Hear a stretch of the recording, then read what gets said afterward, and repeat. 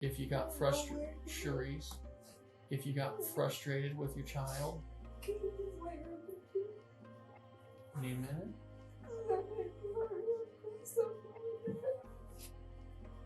This is Cherise Stinson, a mother engulfed in unimaginable pain. Her 2-year-old son has been kidnapped, plunging her into every parent's worst nightmare. However, little does anyone know that beneath the facade of a mother in despair, there's a hideous creature hiding the most insidious sin. In the following moments, the police would soon make a shocking discovery that would make them question the very essence of motherhood itself. You left him there. You walked away from him. You went there last night to see if he was still there, and he was. Mother, or are you a monster, like you said? The incident unfolded in September 2018.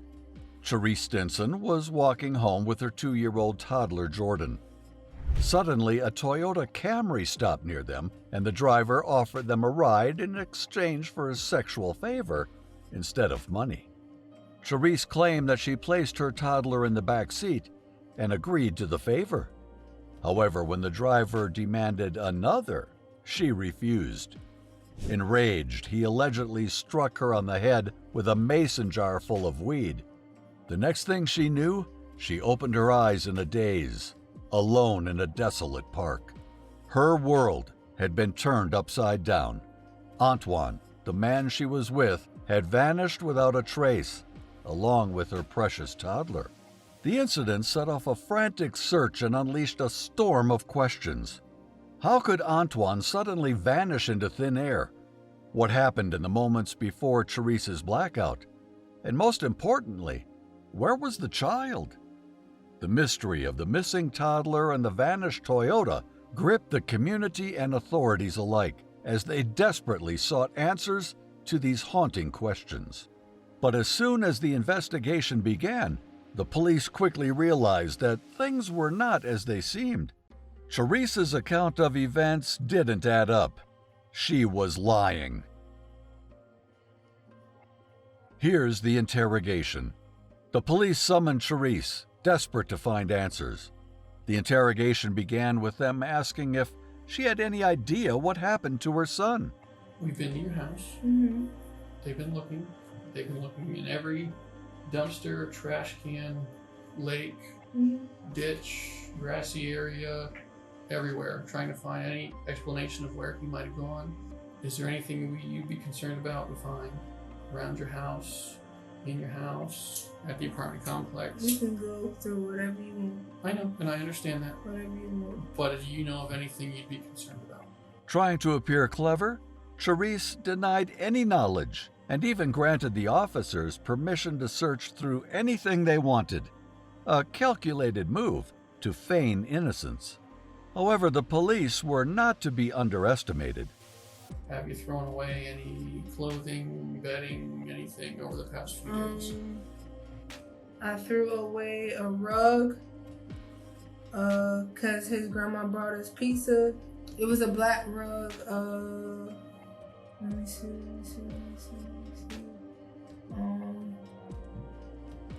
I threw away some clothes in the closet. What'd you throw away?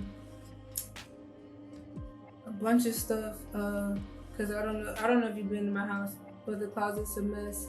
And I've been cleaning it out. Mm-hmm. So I threw that stuff away, but that wasn't today. It's been maybe a couple days ago.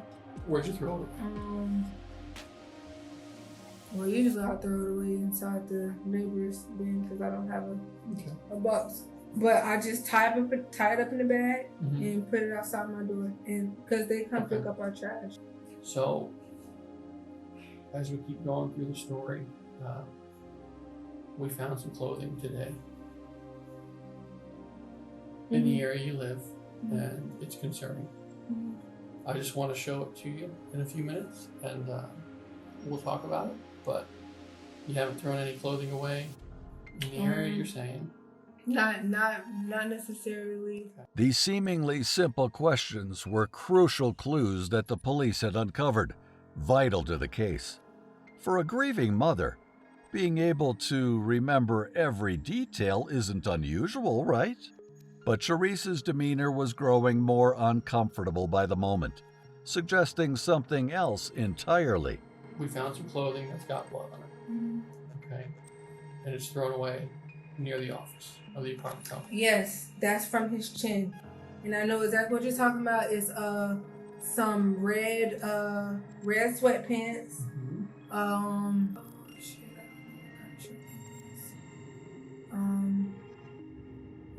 And you said the chin thing happened about 3 weeks ago? Mm-hmm. Why are we just throwing that away? I mean, that's not normally thrown in away. Like, they do whatever they want with the trash. I have proof to show you that I get yelled at. What other clothing was with that set? Best you can remember. Towels. It was a towel. Okay.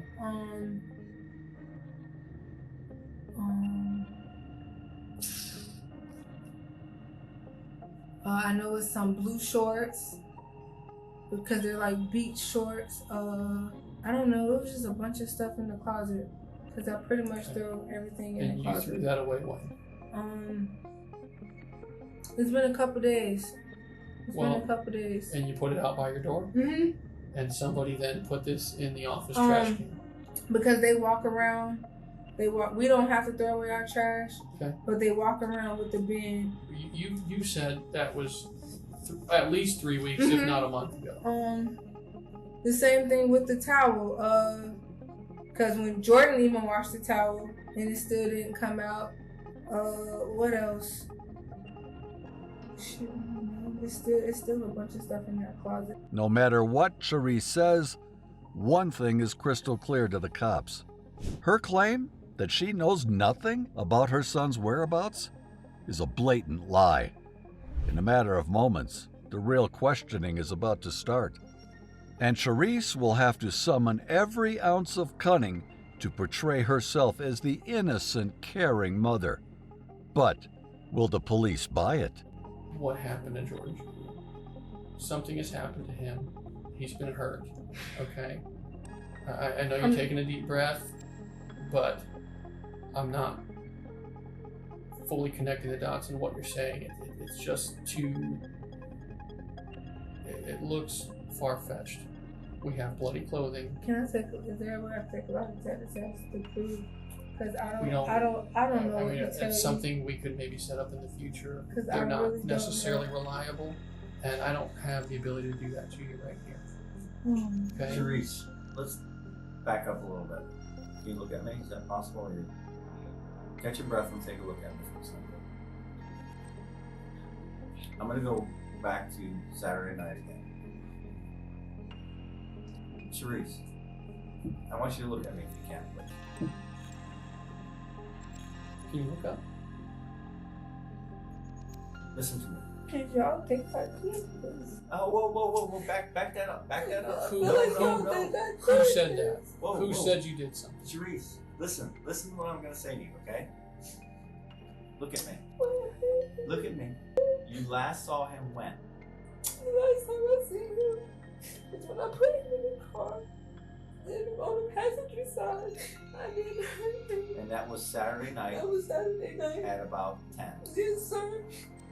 And then you wake up Sunday morning about 1:30. And Antoine had him, you think. Right? Yes, sir. What are the odds you think that Antoine is not going to give that child to someone to turn over because he don't want it? But he's going to give it to sure somebody. stop at a gas station and give it to someone at the The only pump. thing I can think of is he left him at the park with me. I don't know. Okay. I don't. That's possible. know. I don't know, but I don't know what you got to do. I can't do this. We're looking. We're still looking. Even though we're having this conversation, people are looking. Believe me. But that doesn't get us any closer to finding him either. And there's these points of the investigation we have to talk about. And I told you it might be difficult, but that's the nature of what's going on. Am I right? Yes, sir. 100%. If I was in his predicament, I would not. We can all agree there? Yes, sir. So that kid is somewhere. Junior somewhere, correct? Yes, sir. Now, I'll be a little graphic for a moment, okay? But if we're playing hypothetical and he leaves him with you in the park, he probably would have walked out on the East Bay. He's not going to wander into a dark park. He's not going to go into the darkness. He probably would have been found had he gone near the road, whether it was a good way or a bad way. You know, people notice a kid wandering around. He's been missing.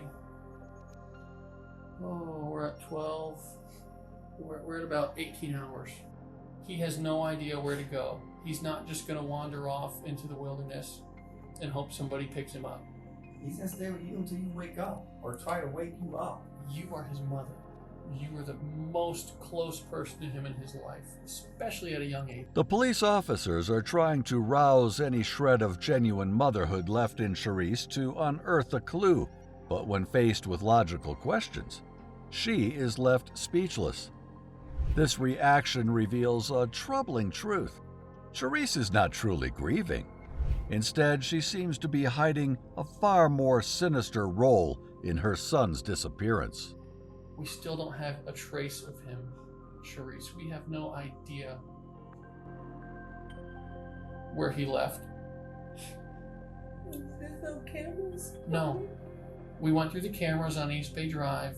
We found nothing that supports your story of you walking with a child. I don't have anything to back up what you're telling me. How's your temper, Charisse? You get upset sometimes? Lose your temper? The only person who gets me that mad is Jordan Sr. Held off on you day in and day out. Doesn't give you $1 for money, except when you beg for it. The guy who beat you up a month ago and doesn't care. The guy who's got you pregnant again. In his own words, he doesn't care. Party and do whatever. He's left you to be a single mom. Never had a kid before, Jordan. He's your first. You told me that at the hospital. He's a person you want to be with, and all he wants to do is get away from you. I don't care about that, because even if I don't have him, I still have my child. Sure. But being a parent can be frustrating. I think most people I work with are parents, and the most common thing is nothing can push your buttons like your children. They can be difficult, they can be needy, they can be hard to deal with, especially alone, especially without support. You don't have someone there to help, okay? Tempers get lost. I've lost my temper with my own children before. It's just a part of being a parent, okay? Sometimes things happen by accident. Sometimes tempers flare.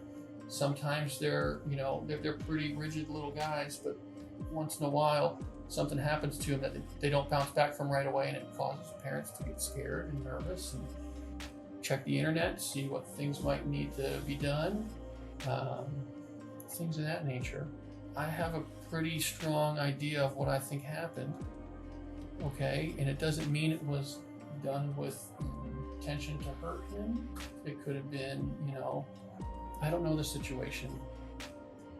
But something has happened with Jordan Jr. over the last few days that you're not telling me. I want you to tell me the truth, Charisse, with me and Erica. I just want to know. I have. I did not. Charisse, You gotta believe I did not hurt him. Charisse, I did not hurt him. I didn't mean to. I didn't hurt him. Charisse, No. look at me. No, you're not gonna say that, because I know I didn't hurt him. Oh, baby, he was okay. He was okay. I put him in that car. He was okay. We've talked about this. No one's called He in. was okay. No one's called in with a good location for where your son is. No, Antoine's called in. They send that Amber Alert out pretty damn extensively. That's the way we got in touch with Jordan. He got a message on his buddy's phone. Okay? People know we're looking for him, and nobody wants to be responsible for him. They want to turn him over to us as fast as they can. We're looking, but we're not finding much except red flags in his own home. Okay? In his own apartment complex. We've got a bunch of bloody clothing. We've got neighbors saying there was some loud banging going on the other night. We've got some unexplainable Google searches. In interrogations dealing with such sensitive matters, it's standard protocol to employ empathy to reduce the suspect's defensiveness. The banging on the wall that the officers mentioned was so forceful, according to neighbors, that it made their furniture fall. This means something collided with the wall with tremendous force. The puzzle is finally starting to come together, and it's becoming increasingly clear that things are not in Charisse's favor. Why not? Charisse, I'm not going to raise my voice. I'm not the type to scream, okay? I'm not going to treat you. Look at me. If they hear me yelling or banging this, I'm yelling at Jordan. Charisse, the neighbors reported something got hit on your wall so hard it knocked a piece of furniture off on their side. I'm not making that up.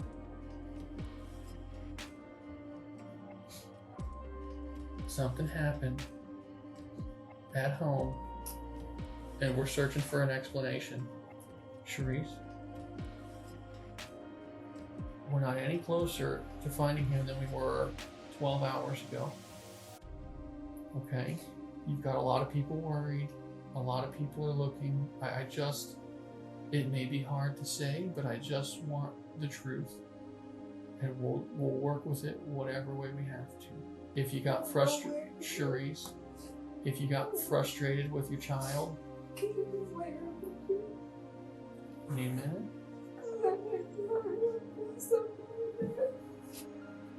Did somebody hurt him? I don't think nobody will hurt him. Nobody will hurt him. Everybody loves him that's around him. Please come back. Please come back. Please come back. Charisse. He's gonna come back. Charisse. He's gonna prove no wrong. He's gonna prove no wrong. He's gonna prove no wrong.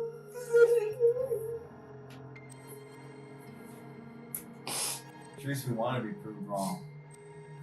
But we all know sitting in this room that Antoine did not keep that child, even if there wasn't Antoine. He does not have that child. He's giving that child, got rid of that child if it was in his car ever. We looked at the video up and down East Bay Drive, and we can't find a video of you walking with a toddler last night. You're not being forthcoming with us about what happened. And I'm pretty sure there is no Antoine that your child got in the car with. Charisse, sweetheart, I need you to look at me, please. Sweetheart, come on. Pick your head up. Look at me. Why not? Why won't you look at us? You didn't walk down East Bay Drive with him last night, did you? I would love to believe you. Let me show you a map again, okay? I don't think there's an Antoine, Charisse. I don't either. Last night, Charisse. Let's look at, can you look at the map? Go ahead. What are you gonna say? No, tell me what you're gonna say. What didn't you do? Are you thinking I'm hurting him? No. See, That's what listen. you're implying. We, And it's just me, so I'm supposed to defend myself. Charisse, we're not implying anything.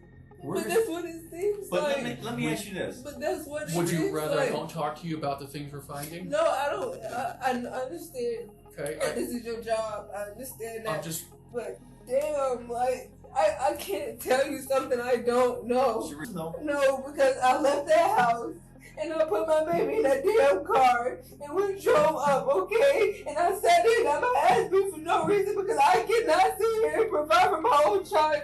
And then y'all sit here making it seem like I did this. I'm not making it seem like you did But anything. it feels like it. And Charisse, are we in agreement that Antoine would have dropped that child off somewhere? yes. 100%. Because if it was me in that predicament, if that was him, why would I keep a child? That's not mine. He's not. He doesn't want that kid to get hurt or be responsible. Long before we're even involved, he's had that kid presumably 3 hours before anybody knows anything's even wrong. And he ain't keeping that kid 3 hours. Hell no. He knows he's back there. He wants you to put him in. It's not like he didn't see him. As it turns out, there is no one named Antoine. The police have already uncovered this deception. But for now, it's crucial that Charisse admits her lie and begins to tell the truth. The police leave Therese alone in the interrogation room, but she's far too clever to be fooled. Aware that she's being observed, she stages a dramatic performance, sobbing and wailing as a heartbroken mother searching for her lost child. However, things are about to take a shocking turn when the officers return.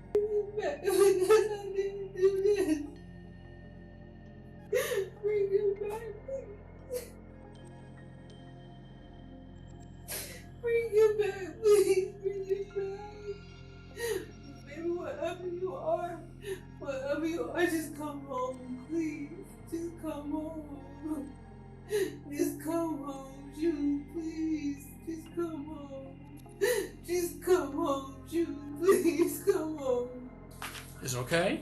Basically, I'm getting threats. From who? Jordan and his family, and he went on Facebook and said that he is going to murder me. We got priorities. Okay, we can deal with that. Because all I'm trying. We don't need to deal with Jordan right now.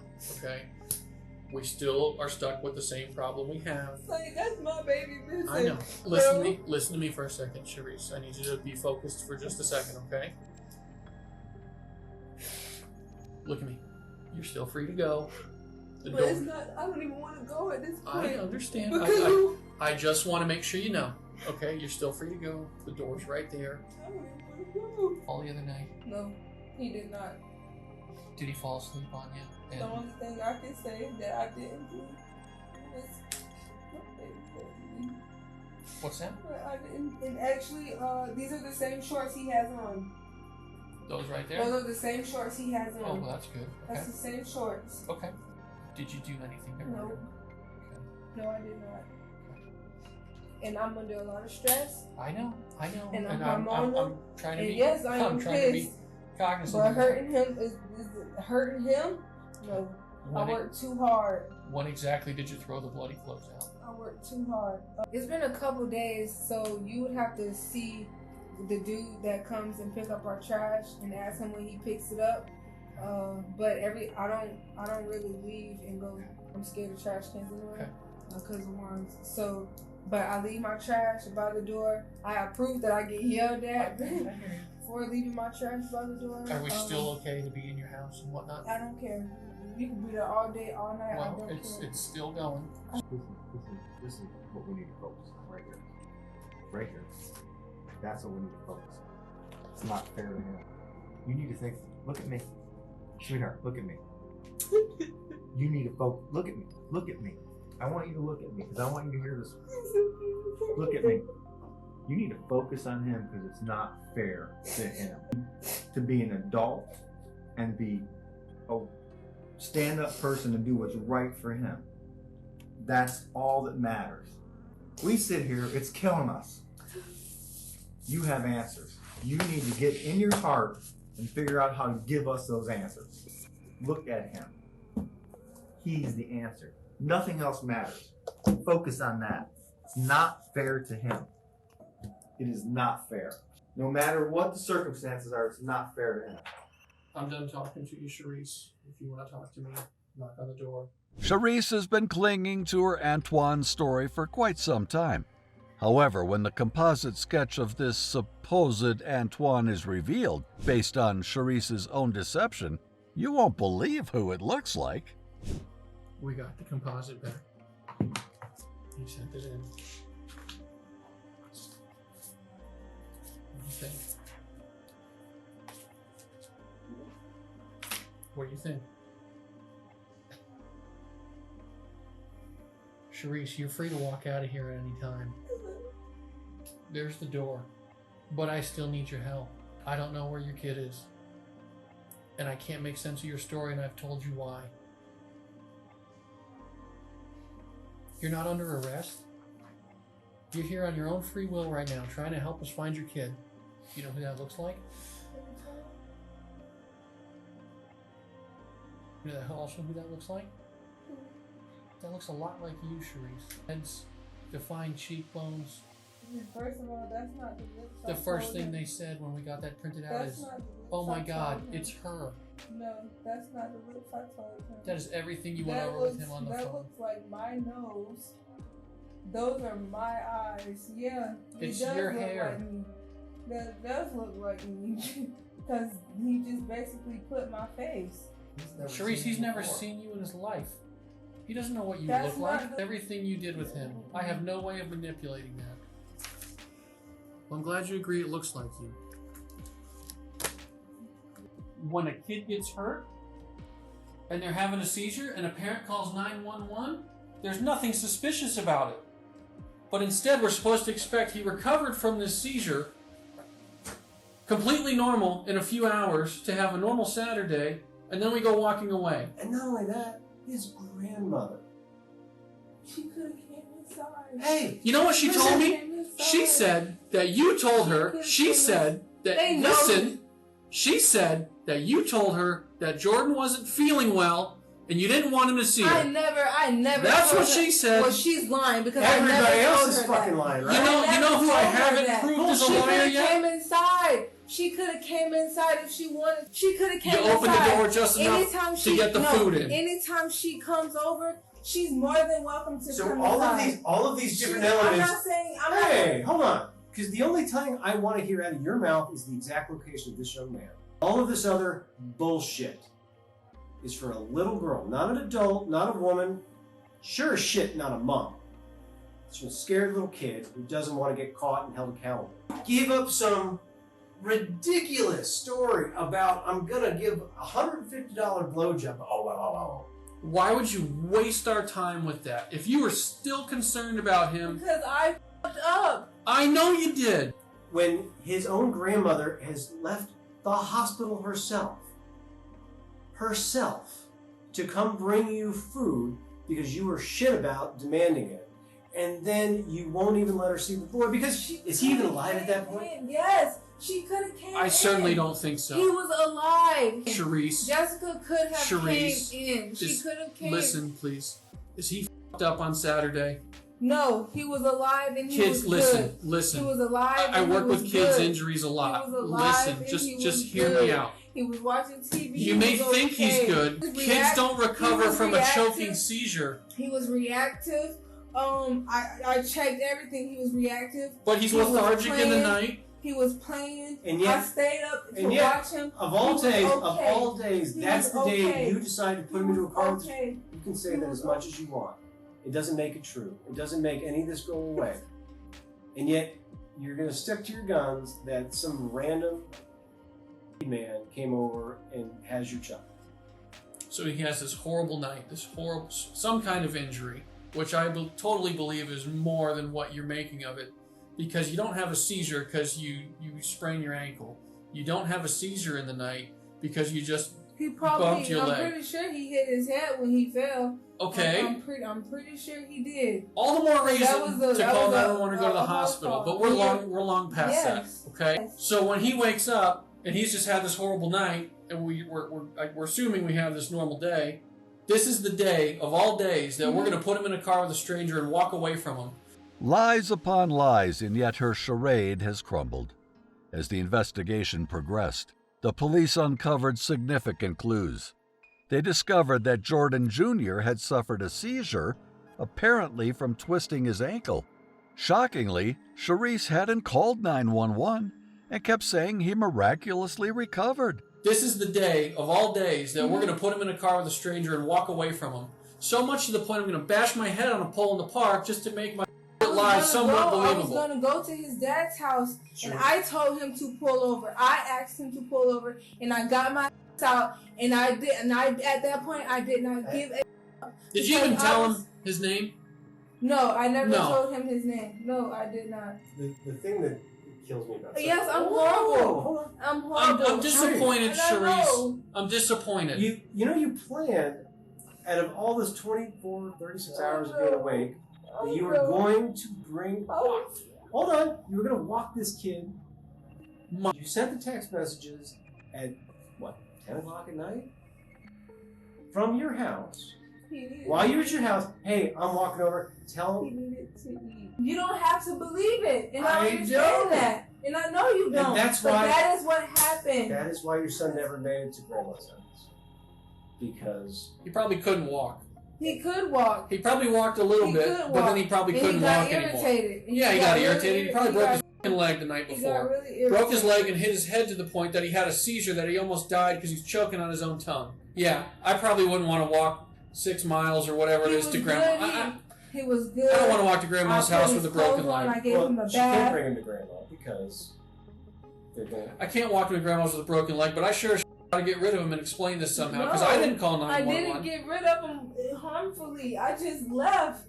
I left him in the I car think with that's him, exactly and right. I left. I think you And did I leave, left. but I don't think you left him in a car. By the side of the road. He'd be found. If you left him with a stranger, Right there. if you left him with a stranger in a car, in his backpack, and you just said, hey, pull over here and park, and you got out and walked away, that dude would go, what the fuck is going on? Despite the piling evidence against her, Charisse remained steadfast in her denial of any wrongdoing. Could this mother really have harmed her own child? This was Charisse's last chance to tell the truth, for the police had made a heart-wrenching discovery. They found Jordan Jr.'s tiny body, mangled, and left in a state so bizarre, it defied comprehension. When you walk by right there, you still have the backpack that you dumped in the dumpster near the apartments that you made this whole story up about Antoine. No, I don't believe you one bit, Charisse. You are a liar. No. You have not told me the truth all week. That is a fact. That is a fact. The fact is he's there and he's dead. The fact is you walked by after you left him there in the woods behind that dumpster. You left him there and you carried his backpack and you left it here. And you made all this shit up to make it look like you're not a monster. You are, because you don't even have the courage to tell your son's story. It happened to him when you were responsible for him. I don't know if he was dead when you left him or if you just left him there in the woods all alone, dying. You didn't do anything but leave him. You left him there. You walked away from him. You went there last night to see if he was still there, and he was. I saw him with my own eyes. I found him with my group of people. We found him right where you left him, wearing the clothes, wearing the shoes. Your lies are over. This is your chance to be honest. It's all out on the table, Charisse. People will know this. People will know this story I just tell you. And you can choose to do the right thing and tell us what happened at the apartment, or that's how the story goes.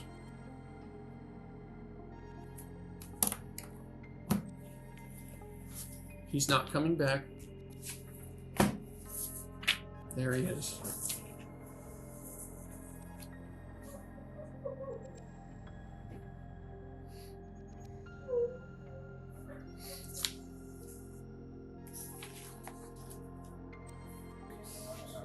Remorseful mother, or are you a monster? It's only one of the two. There's a reasonable explanation. If something got out of hand and something happened, or you just don't give a shit. And I'm starting to think it's number two. I haven't thought that all week. But boy, do I feel stupid. Because I've been in your corner. He hit his head that What night? when he fell off the bed. Friday, Saturday? He had hit his head. On what bed? I said he had hit his head when he was jumping on his bed in the room. What did he hit his head on? On the ground, the floor. Okay, the type of head injury we're talking about doesn't happen from a low fall like that. No, It's- he hit it. He might have hit it, jumping on the bed, but a low fall from someone his height jumping on the bed. I know, but I just know from my experience and my training that type of head injury is much more severe. It's a really hard hit. A really, really, really hard hit. So remember your neighbor I told you about? Did something hit their wall really hard on Saturday? Did he hit his head on something Saturday afternoon? Part of his head. What part of his head did he hit? Did you see him hit his head? No, but I just seen it was like real red. Well, how'd you know he hit his head from jumping on Because the it was kind of like not like a big knot, but I knew the difference between when he was in the room with me and when he was out there playing. Sharice's demeanor finally began to crack, but she still clung to her lies. However, the neighbor's description of the forceful thud matched precisely with the injury on little Jordan's head. The officers were certain that his injury could not have been caused by a simple fall from the bed. So where were you when he hit his head? I was in the not the living room. I was in the room. The bedroom? Mhm. Okay, and where was he? He was in the living room. The little toddler bed is there? Mhm. Is it the living room or is it like the dining room? Like the dining room. We Where it never was go. yesterday when we went to the apartment? Where me and you went in, it was? Yeah. Okay, Yeah, that's where it was. but it was I don't know if you was there before they took everything out, but the No. bed was like more up against the wall. Yeah, it was pulled off the wall a little bit, but it was against that Mhm. wall. How did he hit his head so hard, Sharice? It's like when I'm telling you the truth, it's like damn, like Why didn't we talk about this 2 days ago? Why were you afraid to tell me? You know exactly.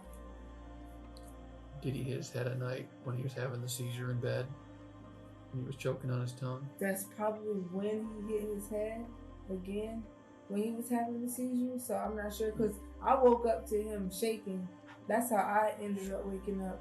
What So- would he have hit his head on though? He was in Oh, bed the with- wall is I don't have like something to protect me. So Sure. we sleep right on the wall. Right. So I honestly couldn't tell you that. But even him just rolling or bumping his head on the wall like that, it wouldn't be a severe Well, head I injury. don't- Did you get frustrated? No, please stop doing that. Please. I have to ask Please Sharice. stop doing that. Cause I'm trying. Please. Was he pissing you off? No, he never makes me that like that ever.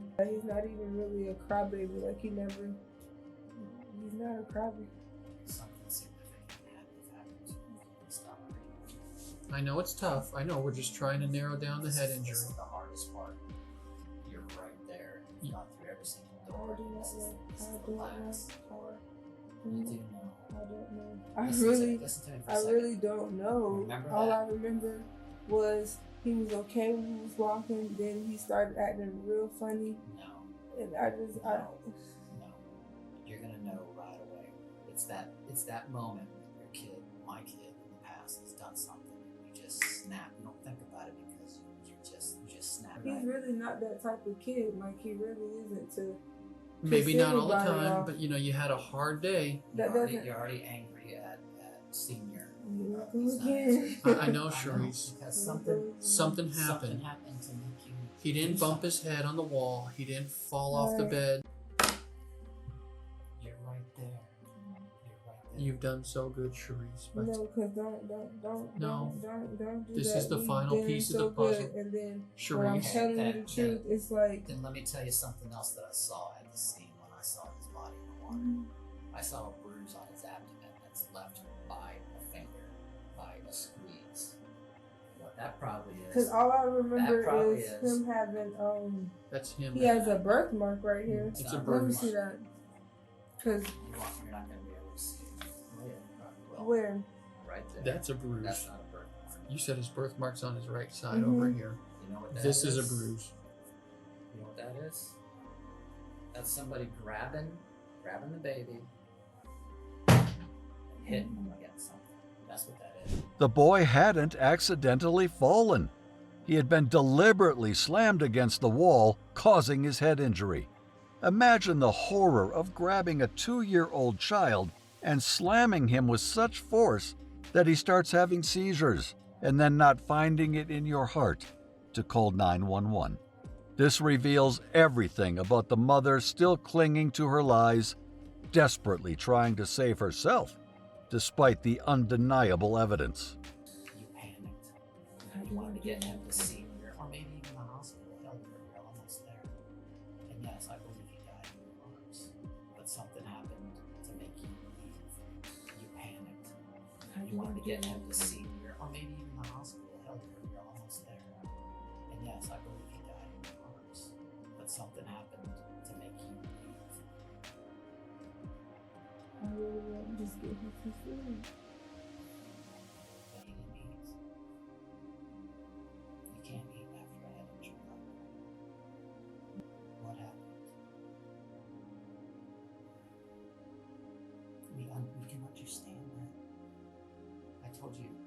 hundreds of people I've interviewed, and they've all skipped that 1 second, 1 split second is all it was. And you would take back that second in a heartbeat, I bet, right now. But we can't take it back with the person. And he says you owe it to Jordan too. Tell the story, and then he will forgive you. Then you will be forgiven. He's your baby. You owe it to him. Give him the respect. He loved you so much. Like you said, I was supposed to protect you. That 1 split second, we've all been there. We've just been lucky enough for something terrible hasn't happened. In a matter of moments, Charisse is about to confess everything. Recall that she had previously fabricated an entire story about receiving a ride from a man named Antoine in exchange for a terrible favor, claiming he had attacked her and fled with her child. Yet the truth couldn't be further from her story. We won't think different of you, Charisse, like you said. It don't matter. You don't have to think anything different of me because I'm gonna face up to But you're not. 25 You're stopping right here. other years, and You're I'm not- you're gonna not die. facing I'm up. going to.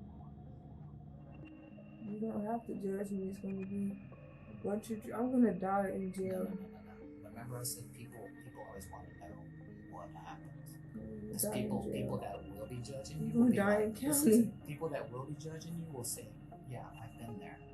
If we go and end this chapter, like if you want us to end it saying, she doesn't know, she didn't say anything, that's when they're like, the hell with her. But give some empathy, give some reason.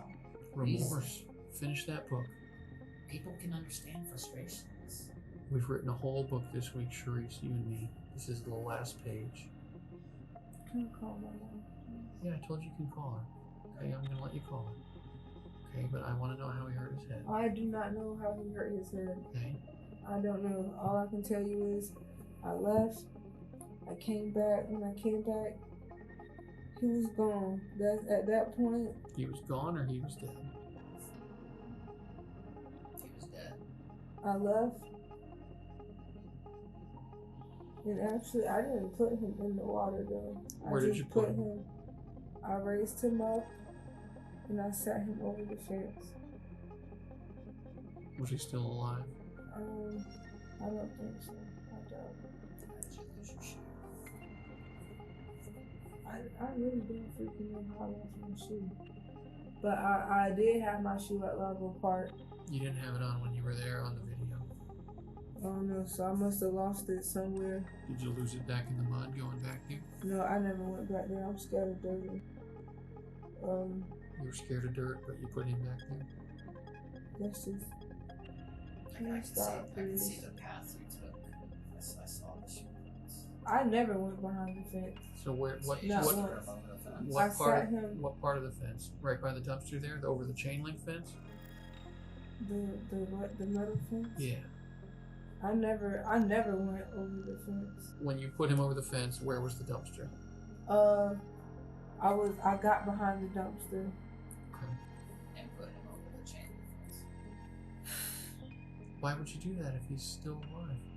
Cause Or is he dead? I'm weak. I just told you. When he came back, So did you leave him in the water yesterday? No, my cousin Erica was with me yesterday. How do you get in the water? I have no idea. Cause he was with me. And I just got mad. I wasn't really mad. I just wanted to shut up for 2 seconds. yeah. Okay. It's frustrating. I can feel the weight coming off you as you talk. It's not. I've been trying since the beginning to let you know that it's okay. I know you do. I know you do. What happened when he wasn't getting any food? You just wanted him to stop crying. It's like, I really wanted he hit his head really hard On what? on the wall. This is where the suspect finally admits the horrifying truth. The unimaginable horror she inflicted upon her own toddler son. When was he crying and he wouldn't stop?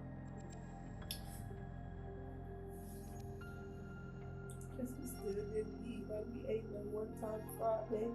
Okay, so this is after Grandma drops off food? No, she came Saturday. Okay. We had Phil. He hit his head in. And So then with the this so was around. I really can't remember the time, but I know he hit his head pretty hard. it's after the social worker comes? And Yeah. is it before the seizure at night? On Saturday night? Or Saturday morning? The social worker comes at about 8 o'clock on I Friday. want to say.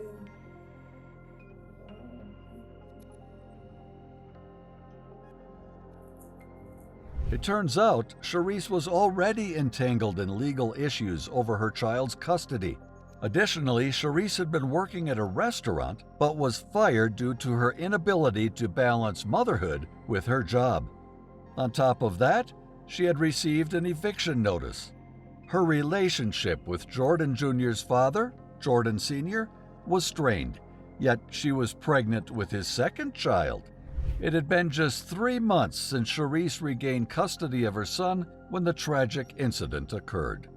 The day before 2-year-old Jordan Beliveau was killed in Largo, a case manager had warned the parents that their toddler might be removed from their care and placed into foster care if they failed to address the escalating issues at home. On August 31st, 2018, the case manager delivered this warning during a visit with Charisse while Jordan Jr.'s father spoke with the case manager by phone. Charisse was already overwhelmed and frustrated with the situation when her toddler, as toddlers do, threw a tantrum and refused to eat his food. Little did the poor soul know that this would be his last innocent display of defiance. The very next day, Jordan disappeared. Right, because he was fine when they came. So Friday night, late night? Okay. And you said in the bedroom when you were in bed? Okay. You kind of did this, so you hit him with like the back of your hand? What part of his head did you hit with your hand? I hit the front of his face. Like right here? How was he positioned in the bed? And how are you positioned? So you're here. Your bed's in the corner of the room. I'm more up. This is the corner of your room and the bed's like that. Yeah, but say like we're on this side. Like, well, Like I'm gonna do it this way. Okay. This way. Okay, so this is the corner of your room back here? Okay. Cause I gotta sit like towards the end. Sure. Like when I'm up from my phone to charge. In your bed has a wall right there. I He was sitting up right there where my partner's sitting. And where did your hand? Don't hit my partner, obviously. Just put your hand work back really by the eyes, and then his head goes back. What happened when he hit his head? He was crying, but he was like, I definitely felt bad.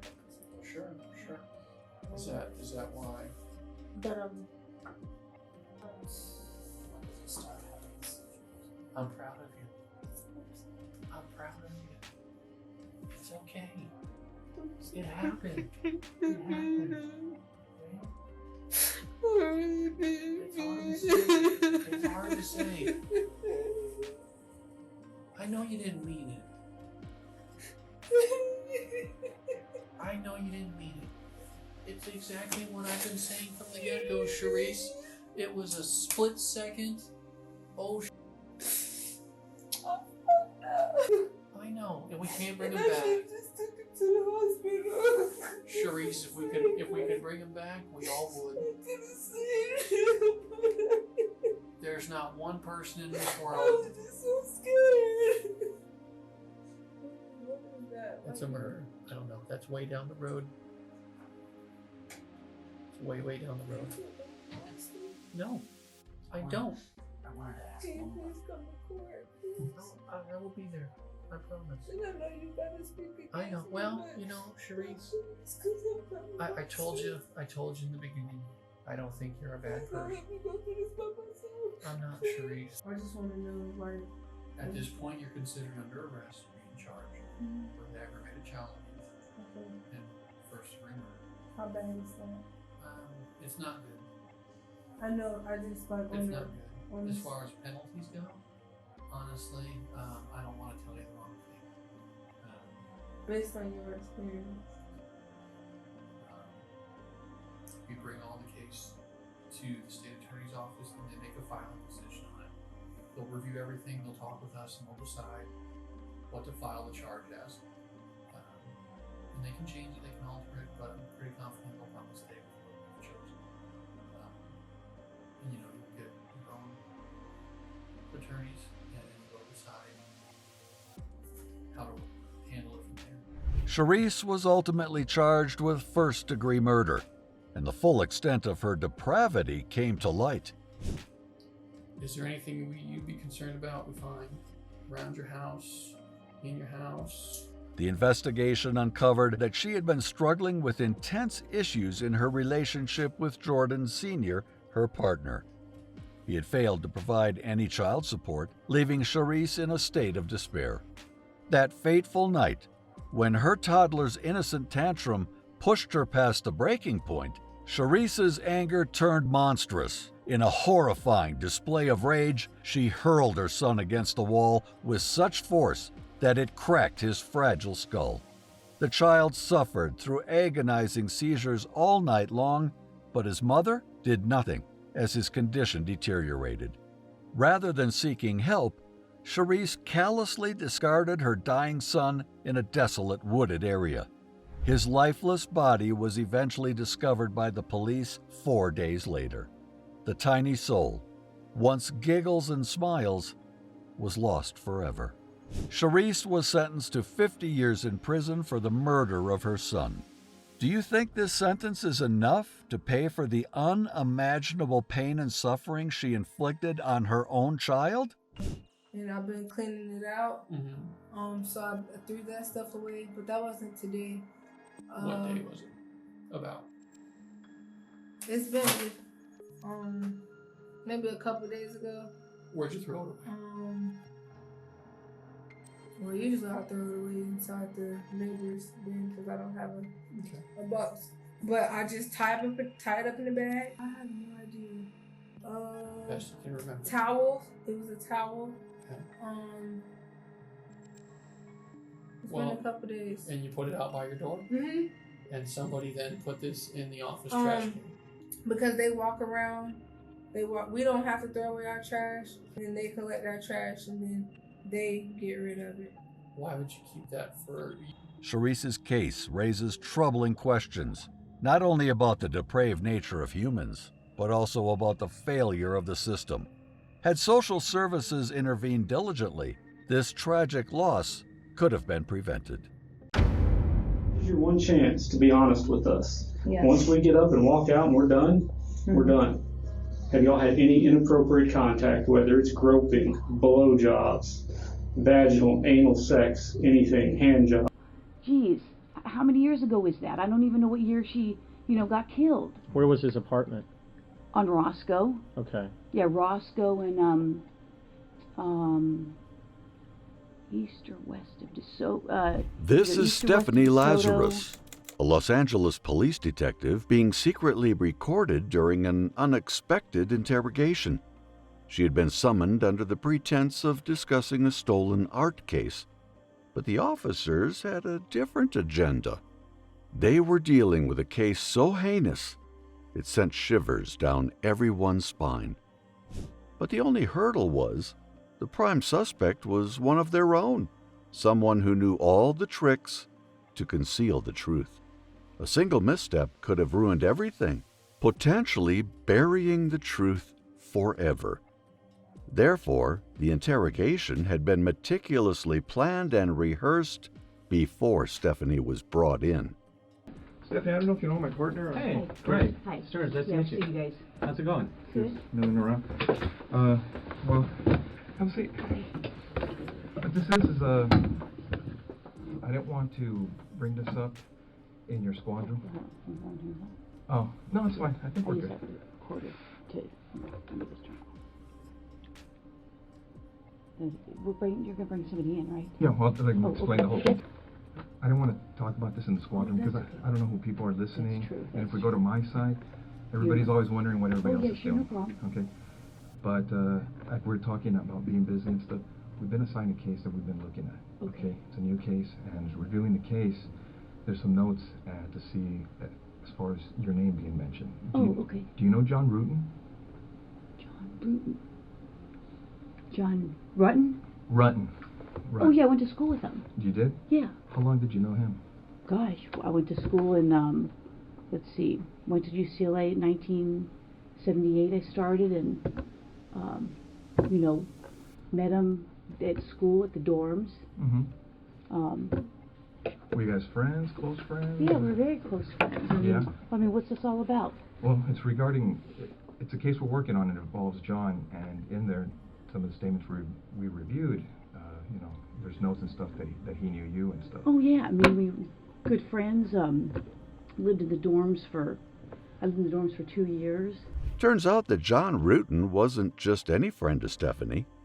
During their time at UCLA from 1978 to 1982, John Rutan had a casual relationship with Stephanie Lazarus.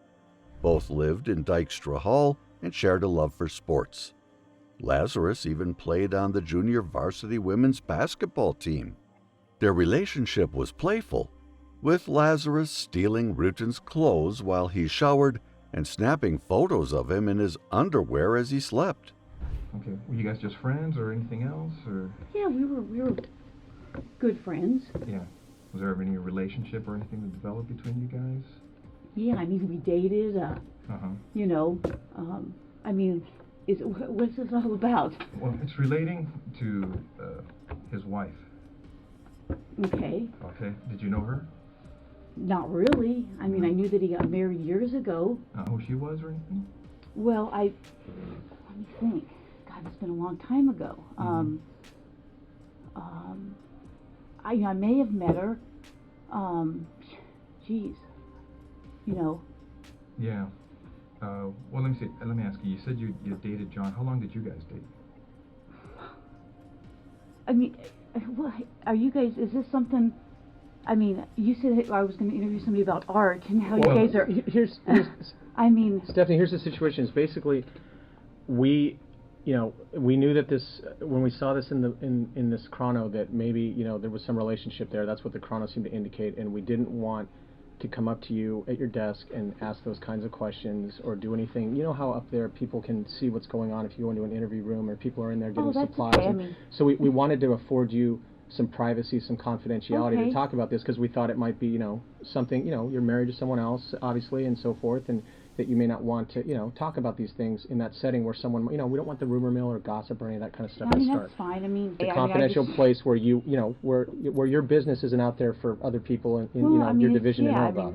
God, that's been a million years ago. I mean, what year is it now? 2009? I mean, I graduated in 82. 82, yeah. We dated. I dated other guys. I'm sure he dated other girls. Well, let me ask you, roughly how long would you say you guys dated? Oh, jeez. I couldn't even say.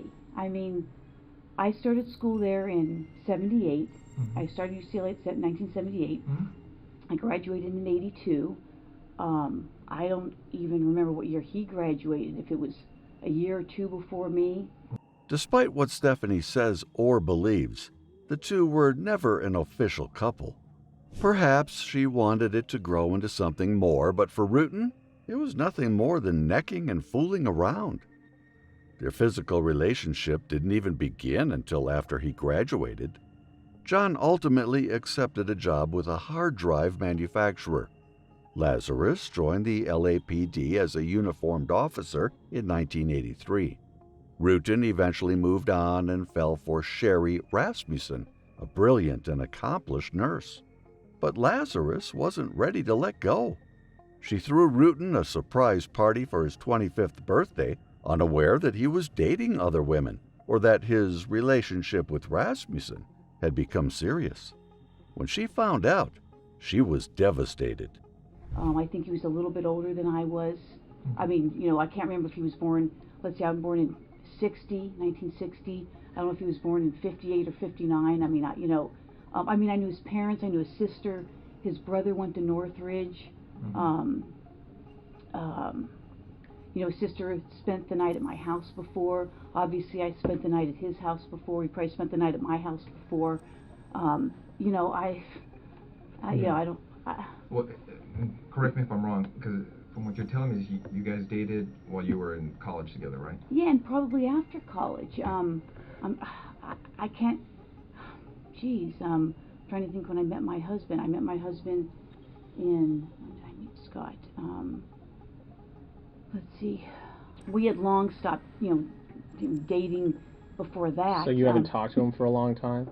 Oh, I think I haven't talked to him in a long time. I couldn't even tell you when the last time I talked to him. I met Scott, I'm thinking in 92 maybe, April of 92. It was Scott being your husband. Yeah, I'm trying to think. I was teaching DARE. Let's see, what year is this? We'll be married. I got married in 1996. I think I met Scott in 92. Prior to that, I couldn't tell you how long I had talked to John prior to that. But since you met your husband, Scott, you hadn't talked to him? I mean, he may have called me once or twice before we got married. Right. Geez, I moved to Simi in 1994 because I lost my house in the earthquake. Oh, really? Quite honestly, I probably keep in contact with a few people from the dorms. We all lived on the 10th floor. And you were saying that it's 2009 now. Had you ever met his wife? I may have. Do you remember her name or anything, or?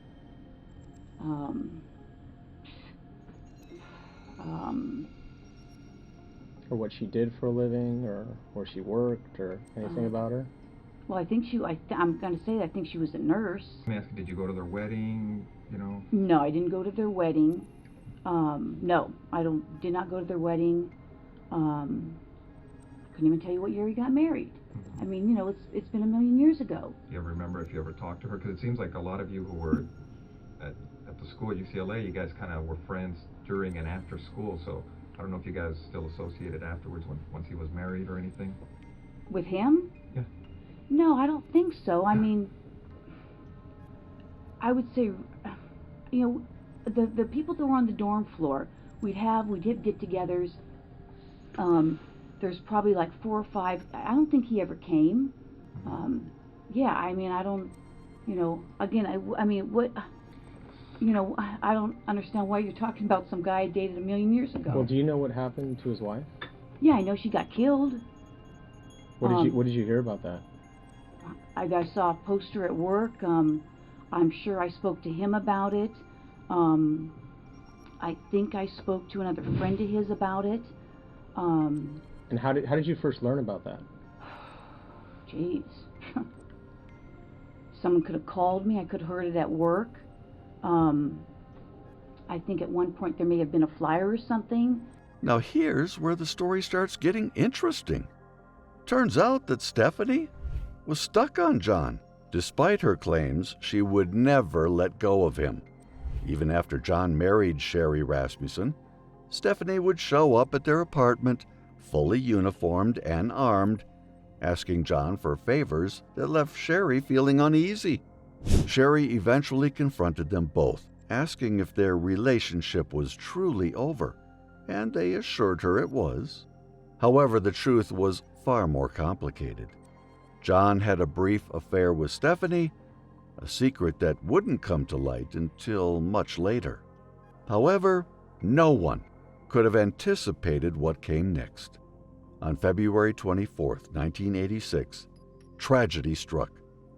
Sherry was found brutally beaten and shot 3 times in the Van Nuys apartment she shared with John. The LAPD quickly dismissed it as a botched burglary, and the case went cold. But Sherry's father couldn't shake the feeling that something far more sinister was at play, that the woman who once loved his son might be hiding a deadly secret. He was convinced that Stephanie was the true suspect. Uncomfortable, I mean, I can't even, I can't even remember if we had a conversation. I mean, we may have. I may have seen her at his geez, how many years ago is that? I don't even know what year she, got killed. Where was his apartment? On Roscoe. Okay. Yeah, Roscoe and east or west of DeSoto. Either east or west of DeSoto. Do you know, or? I'm sure he did. Did you know where he was living, or? Somewhere in the valley. Did you ever visit him and his wife? No. No, never No. went out to, get together, dinners, anything of that nature? No. Like I said, his sister used to come over. His sister had come to my place. I knew his brother because his brother played basketball at Northridge. In fact, I was just coming across some pictures that I just scanned from. I take a lot of photos, like 10,000, and I just did a service where I scanned everything. And I'd seen some pictures of his brother playing basketball. Well, you just put them all on your computer so you could have them accessible and do things with them? I don't think we ever socialized. He'd still call me.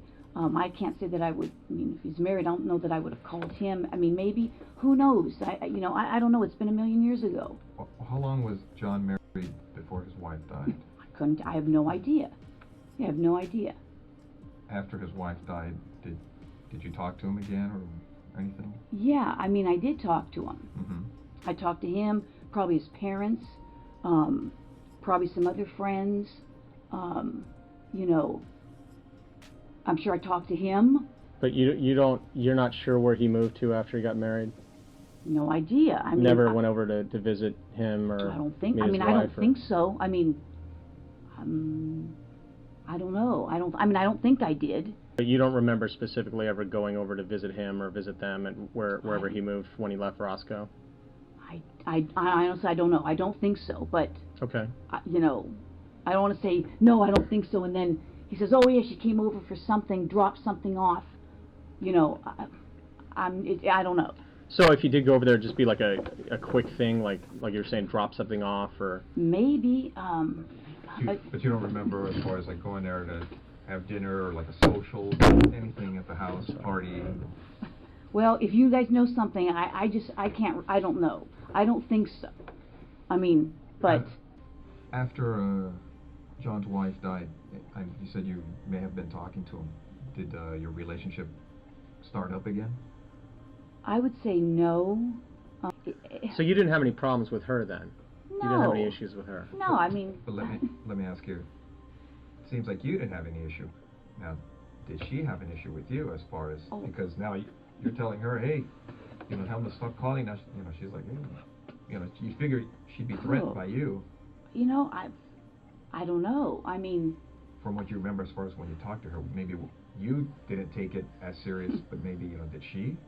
Maybe she was bugged. You mean like was she throwing things at me or something? Or, well, no, just, as far as you're trying to explain, like, hey, have him stop calling me, stop playing games. I tell you, if the conversation, I couldn't even tell you how long the conversation, if you said, did it last a half an hour? Did it last 3 minutes? Did it last 20 minutes? I can't even remember. It's been so long ago. Stephanie has been playing the "it's been too long" card for a while, but the officers know much more than she realizes. In reality, they have a deeper understanding of the situation because in 2009, detectives started revisiting the cold case files. With more advanced DNA recognition now, many cold cases were being solved one after another, and that's exactly when officers began to zero in on Stephanie, now a seasoned detective herself. A breakthrough came when a DNA sample from a cup she discarded was matched to DNA from a bite mark on Sherry's body, evidence that had remained in the files for over 2 decades. This interrogation was unfolding more than 20 years after the murder, a span of time during which any criminal, especially someone with law enforcement experience, would have likely crafted an airtight escape plan. This was the reason Stephanie was now being interrogated. I don't know how many times I talked to her. Maybe it was once, maybe it was twice, maybe it was 3 times.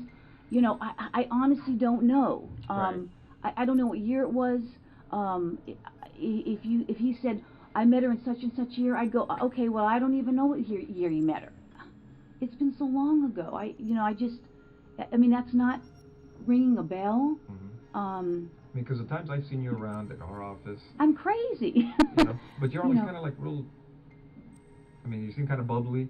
Oh, people think I'm really hyper, but I can get upset, and then I forget 5 seconds later, you know how guys razz you and you go, I mean, I've done that in the office, but it's like, and then I'm, I mean, people Water think, under the bridge. Yeah, I mean, it's like people think I'm crazy, and then they think I'm crazy at home, and I'm a hyper person at work. I enjoy my job. I get excited. I enjoy the job. I've always enjoyed the job. Well, you got a good gig, so. Was kind of. I mean, you've known each other for a lot of years. Yeah, it was just kind of. It was like. But it doesn't seem to me, from what you're telling me. I mean, we were never engaged. I mean, Right. It wasn't like we were planning to get married. It was like, it was. I don't know how to describe it. I mean. Would you say there wasn't a lot of drama in this relationship? Oh no, I don't think there was drama. As far as what the friends are saying in regards to this, the problems that they're saying you were having with Sherry. I mean, it seems like the relationship is just going on an even plane. That just, I don't have a recollection of that at all. No? No. And, because from what you're telling me is when you guys met at the hospital, I mean, you guys talked, but it wasn't, from what you recall, confrontational I don't think so. from either side? I mean, I'm trying to, turn my memory back, and I can't even picture the conversation. I mean, I can't even picture the conversation. People said that. That's not ringing a bell to me at all. I mean, it's not. I mean, that's not ringing a bell to me at all. Was there ever a time when you and Sherry were talking and John had to maybe go, okay, you guys relax, or anything like that? I think so. About, ever going to her house and having a dispute like that? I'm just...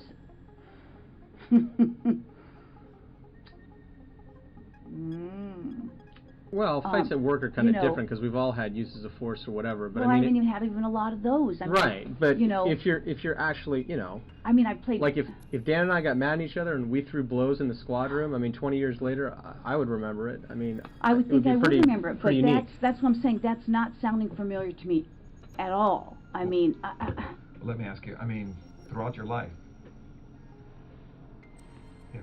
would you remember the number of fights you've been involved in? And I don't mean kind of like a bump or something, just a physical fight where everybody's hitting each other, scratching, pulling, whatever. Maybe. I mean, I can't say I've been in a lot. Right. I mean, if you guys are claiming that I'm a suspect, then, I got a problem with, with that. Okay. Okay? So, if you're doing this as an interrogation, you're saying, hey, I'm a suspect. Well, now I got a problem with, now you're accusing me of this? Is that what you're saying? Stephanie was now clearly agitated, and nothing seemed to be working. Her charade of innocence was slowly unraveling, and the officers could easily sense her nervousness. If you're doing this as an interrogation, you're saying, hey, I'm a suspect. Well, now I got a problem with, now you're accusing me of this? Is that what you're saying? We're trying to figure out what happened, Stephanie. Well, I'm just saying, do I need to get a lawyer if you're accusing me of this? You don't have to. I mean, you're here of your own free will. I mean, no. I know, but I mean, you're not under arrest. You can walk out. You can leave whenever you like. Well, but, I'm trying to give you some background of how I knew him, and now you're telling me that somebody's saying that we had this big old fight, and I don't even know what you're talking about. And I don't want to get in trouble for something that I didn't even do, or you're saying I did something. Okay. Yeah, we understand. I mean, how would you guys like it if the tables were turned on you? I understand. No. No, that's what we're telling you. I mean, you're free to go whenever you want. If this makes you uncomfortable and you want to, now you're starting to make me uncomfortable. Now, what we'd like to do is, obviously, about all the DNA stuff and things of the nature that gets done on cases nowadays. you know, if we asked you for a DNA swab, would you be willing to give us one? Maybe. Because now Because now I'm thinking I probably need to talk to a lawyer. Okay. I mean, Well, because I know how this stuff works, okay? Don't get me wrong, you're right, I have been doing this a long time. Yeah. And I wish I had been recording this because now it sounds like, you know, there's, you know, you're selling these people saying I'm fighting with her, and now it sounds like you're trying to, you know, I've been doing this a long time. yeah, we know. Okay? And now it almost sounds like you're trying to pin something on me. No, now but- I got that sense. Well, what it gets to on these cases, and you know it as well as I do, our job is to identify and eliminate I suspects. can't believe this. If we ask you to the point to give us a DNA sample, a buccal swab, so we can identify or eliminate you, would you be willing to do that? Maybe. Because I know this, Well, that's where we're at too. I mean, because right now, from looking at the evidence, it's, you know, it's possible we may have some DNA at the location. That's great. It's just, I mean, I'm shocked. I'm really shocked that somebody would be saying that I did this. I mean, we had a fight, and so I went and killed her. I mean, come on. Well, That's, okay. All right. well, thanks for giving me the courtesy. I wish I could record it. Thanks for your time. Yeah, thank you. All right, Stephanie, take care. All right.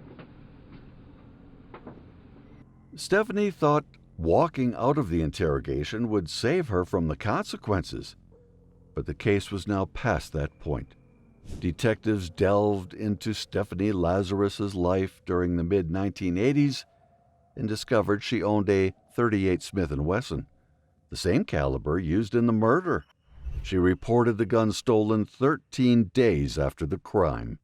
Lazarus was arrested in June 2009 after a carefully planned interrogation, and her home search revealed a journal filled with her obsession over the victim's fiancé, John.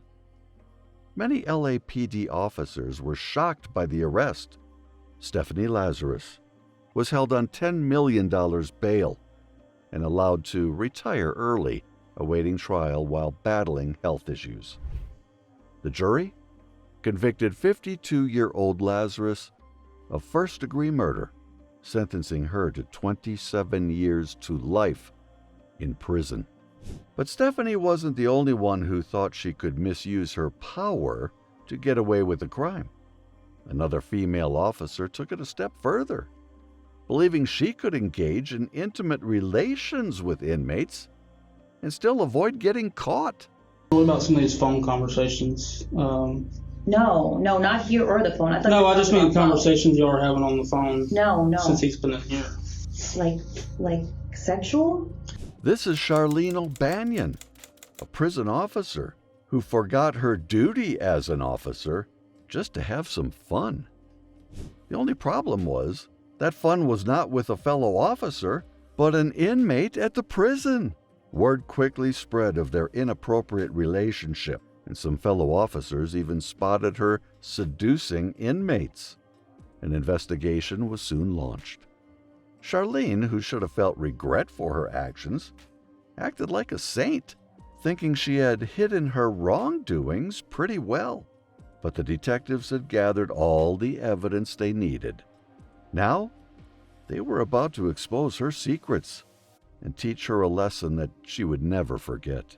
We're notified of a possible improper relationship between you and Jacob Parker.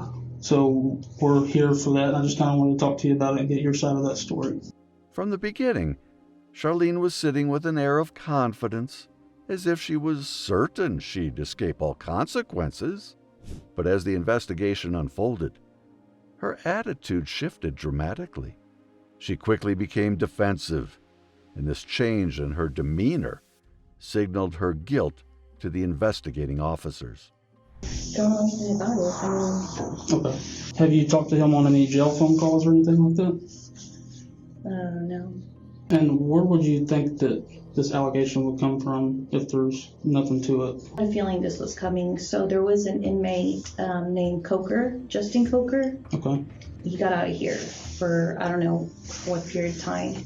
And he tried to contact me on Facebook. He sent me a message and I blocked him on Facebook. Charlene is trying to play it cool, pretending it's the inmate who's interested in her. However, her efforts to downplay the situation only served to highlight her own involvement. Parker was going back to Pequot to use the bathroom, and he was talking like at the window with me. Mm-hmm. And I guess Coker like didn't like that, which I had no contact with him or anything. And Parker had told me that he had gone up to him and was like, "Don't talk to her," or something crazy like that. I'm just not trying to be rude here. I'm just, why would you expect this conversation to come up? I don't know exactly how it started, like who it started from. But I was told that it was brought to somebody's attention, and then we looked at jail calls, and there's jail calls between you and Parker. And all that stuff's recorded. I don't think you're being completely truthful. Well, I kind of know that you're not. And I'm not trying to be rude when I say that. Yeah, no. I'm just kind of trying to lay it out on the table for you. Charlene is trying her best to look calm and collected, but her body is seeming more stiff than relaxed. It's almost as if she's using this facade as a strategy to control her nerves. But in just moments, the interrogating officers are about to deliver a jolt to her nerves that might feel like 1,000 watts of electricity. I guess a few years ago, we talked, and then I ended up here, and then he ended up here. I didn't know he was here. It wasn't anything like that. According to this version of her story, Charlene and the inmate had only known each other briefly before he went to prison, leading to some lighthearted joking, but nothing more. However, the evidence the officers have paints a completely different picture. So what about some of these phone conversations? No, not here or the phone. I just mean conversations y'all are having on the phone and here. Like sexual? I take it as that you've given him oral sex at some point, is what I gather from these calls. No, that was like in the world, but we never like... What kind of conversations have you had with him since you started working here and he's been in the jail? Talking about what would happen after he got out. The jail call recordings, have you been talking to him like while you're at home? Like he calls you from the jail while you're at home, or? Charlene has been caught in multiple lies so far. And what's worse, she's been calling him from her own home. For law enforcement and correctional officers to act this way is highly unprofessional. I haven't listened to this, but apparently there may be some talk in the calls about like photographs. Have you given him any photographs? Mm-mm. I gave him a photograph of his mom, which he had asked for, and of his dog, Jax. You given him any photographs of you? Mm-mm. So one of the things we're going to be doing is like looking at cameras and stuff too. Has there been any times where y'all were alone? Mm-mm. Charlene was likely confident because after working at the prison for so long, she knew how to evade cameras and to avoid officers on duty by understanding their schedules. However, she overlooked one critical detail. Prison calls aren't exactly private, and this mistake is about to cost her everything. Hey, baby. Hey, babe. Baby, guess what? What, babe? I just won the blackjack game. Yay. You got a lot of stuff to clean and get rid of before you come home. I'm just kidding. Yeah. I don't know. You probably got this weird swing hanging from the ceiling. Kenneth probably thinks it's a swing set. Well, if I had that swing, you better believe I'd leave that up for you. You'd let me put you in it? Yeah. With a gag ball and everything? This has to be the most embarrassing interrogation in history, and the expressions on Charlene's face make every moment worth it. I just want you to look at me sometimes and be like, damn, my woman's fine. Mm-hmm. And you got a live-ass head game. It wasn't my best moments. I was just trying to get it done. Are you in bed? Don't even get me thinking about that because it makes me so horny. You get you horny? Oh, yeah. When you felt me, I was like soaking through my clothes. I get very horny very easy. Oh, like, of course, like, I only get horny for you. Kudos to the cops for not losing their composure while listening to this entire conversation and staying dead serious. But Charlene is stubbornly intent on not admitting her fault, even after all of this embarrassment. I see how that sounds from like my point of view, like a more recent thing than 3 years ago. Just giving him this job was, but you like don't remember anything about anything about it. It's like telling me something, but you're having trouble coming up with details about it. You know what I mean? Like if it's that profound. I mean, I gave him. How do you describe the job? This is a factual thing that happened 3 years ago. I feel like you would kind of remember some stuff about it. You seem to have blanks in your memory when we get to certain details, but you remember being groped in the bull job from 3 years ago. I find that hard to believe. This is your one chance to be honest with us. Yes. Once we get up and walk out and we're done, we're done. Have y'all had any inappropriate contact, whether it's groping? Yes, I am being vulgar to get a point across. Yeah, no, it's not. I might have given him a back part of B. In the back part of D, Clyde? Okay. How long ago was that? I don't know. Lo and behold, Charlene finally decides to speak the truth for once. But here's where it gets a bit tricky. Despite finally speaking the truth, Charlene still doesn't grasp the severity of the situation. She actually believes she's going home after all this chaos. I'm going to ask, but I feel like I know the answer. I'm losing my job. So that's not really up to me. Internal Affairs is aware. Investigation is separate from ours because it's two totally different things. Yes, Charlene, you're losing your job, but that's not all. You'll also be losing your freedom. What kind of charges? Like? So it's illegal to have sexual contact with an inmate as an employee. So I said the ball kind of be in their court, but I'll let you know as soon as I hear something. I mean, can I go to jail? That's up to the DA's office. Charlene lost her job and was sentenced to 100 days in jail. She thought she wouldn't go down easily, but as the evidence suggests, she's not very good at doing that. Sadly, officers exploiting their power is not uncommon. Having an affair is one thing, but sneaking a phone to a prisoner? That's even more dangerous. This is Officer Tyler Moody, a Collin County detention officer. On Monday, October 10th, 2022, another detention officer discovered a cell phone and charger in an inmate's cell at the Collin County Jail. After further investigation, evidence pointed directly to Officer Moody. Upon being investigated, he admitted to his crime. Moody, I understand that you've offered your resignation. Is that correct? I get fired. Have you offered your resignation or not? If I can keep my job, then no. Well, you can't keep your job, okay? So let me just make it easy. You're fired. You've betrayed the trust of every citizen that we have the privilege to serve. And you've betrayed the trust of the brave and selfless men and women that you've worked alongside for nearly 3 years. So as of this moment, you're under arrest for bringing a prohibited item, a cell phone, into a correctional facility. That's a third-degree felony. Do you have any questions about that? No, sir. Well, you're going to be cuffed. First thing I want you to do is stand up and take that uniform shirt off. You don't deserve to wear it.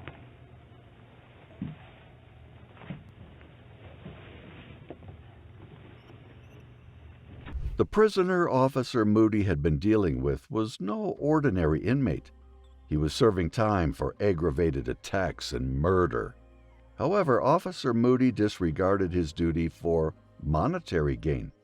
As a result, not only was he stripped of his uniform and job, but he was also arrested and booked into the same jail where he once served. His bond was set at $5,000. All of these cases show that not everyone is worthy of authority and how easy it is to misuse power. Yourself and you went to clean her up? Was I upset? Yeah, were you upset? No, I wasn't upset. No, you weren't upset? Kids have accidents. Okay. And Anaya barely had accidents, so it wasn't nothing to be upset about. Anaya's potty trained. That's the way Anaya was laying. We wasn't in her to see. That's the way she was laying on the floor, though. So it was the left eye, and to my knowledge, she had to hit the tub. Because that was the only thing that was bruised, was right there. This is Sierra Day, a woman desperately trying to conceal her horrific actions that completely betray the essence of motherhood.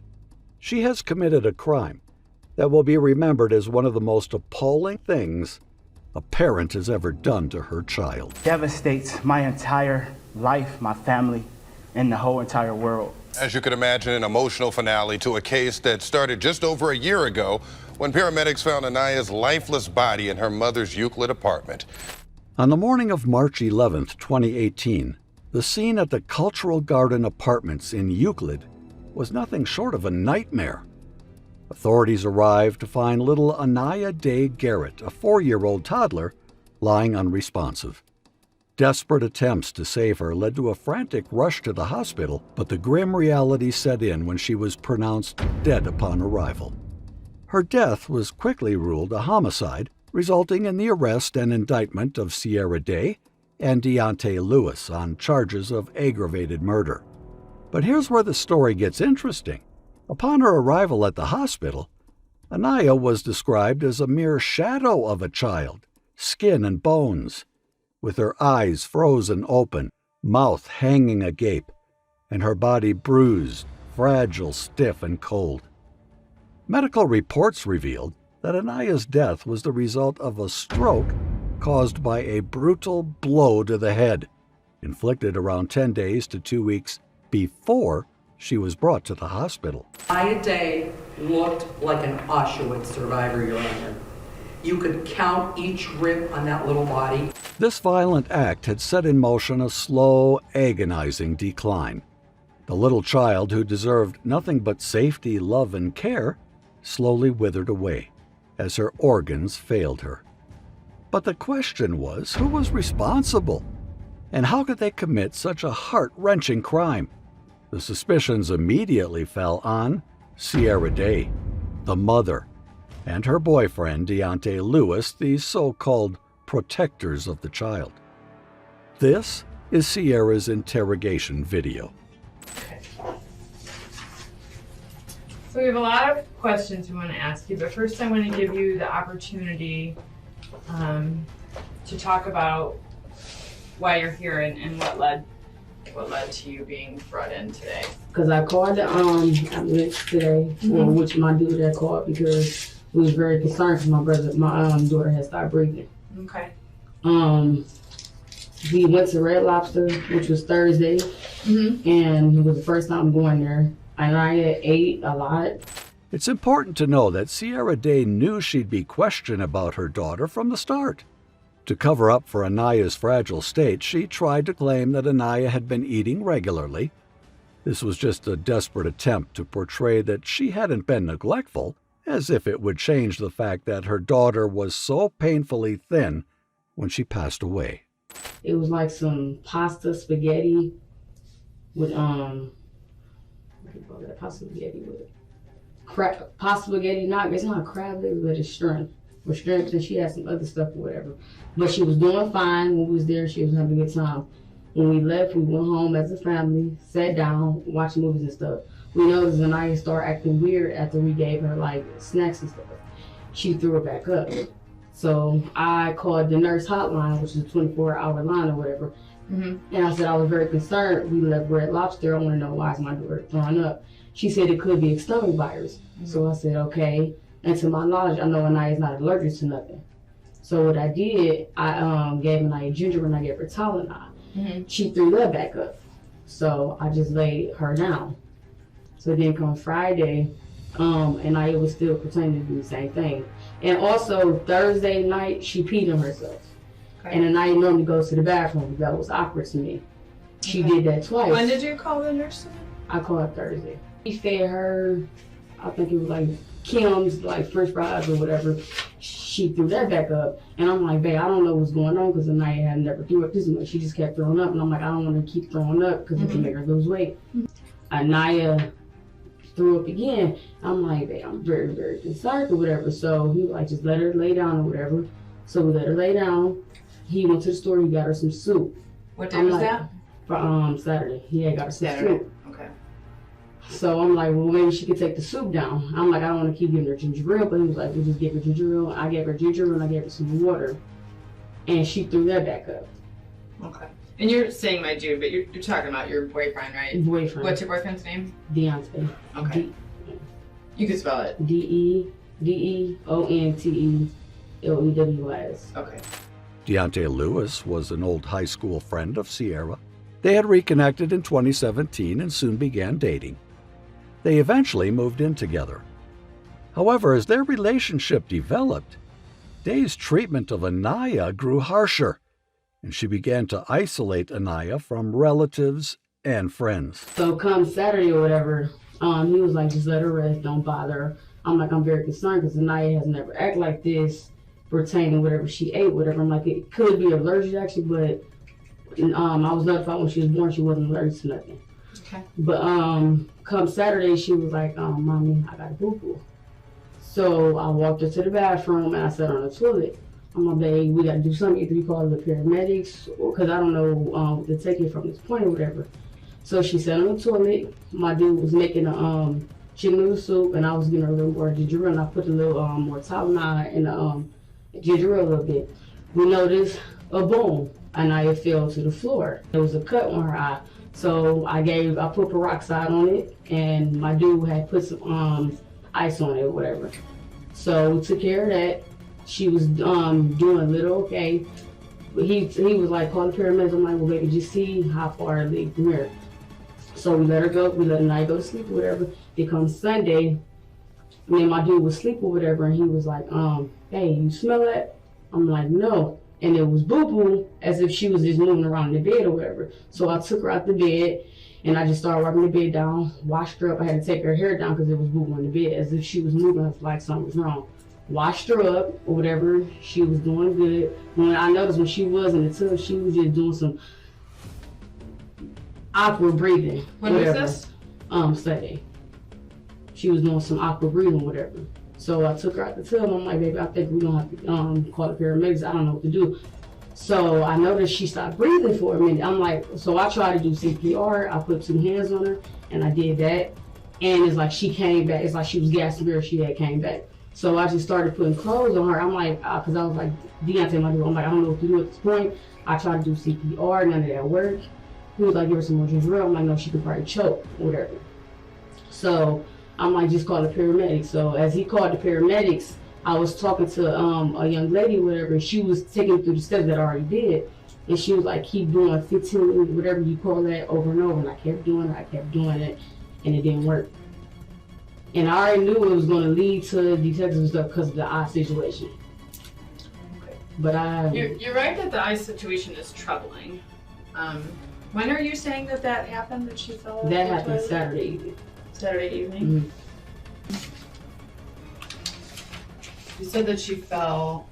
We heard her. She was on the toilet because we went to go to the kitchen to go get some chicken noodle soup, and I went to go put some Tylenol on her ginger. We heard a big boom. What time on Saturday did that happen? I don't know what it was like. It was in the evening sometime. Yeah, I did see Anaya and I saw the injury, and usually when it's lacerated like that, there'll be quite a bit of blood. The head bleeds a lot. Mm-hmm. What did you guys do to clean up the blood? I put peroxide on it, and I laid, and she was a little warm too, so I laid a warm rag around her face. The story sure sounds convenient. But the only problem with it is that falling from the toilet couldn't have generated enough force to account for the severe head injury Anaya sustained. 10 years ago. Okay, and then when did you guys start dating? We started dating around like July.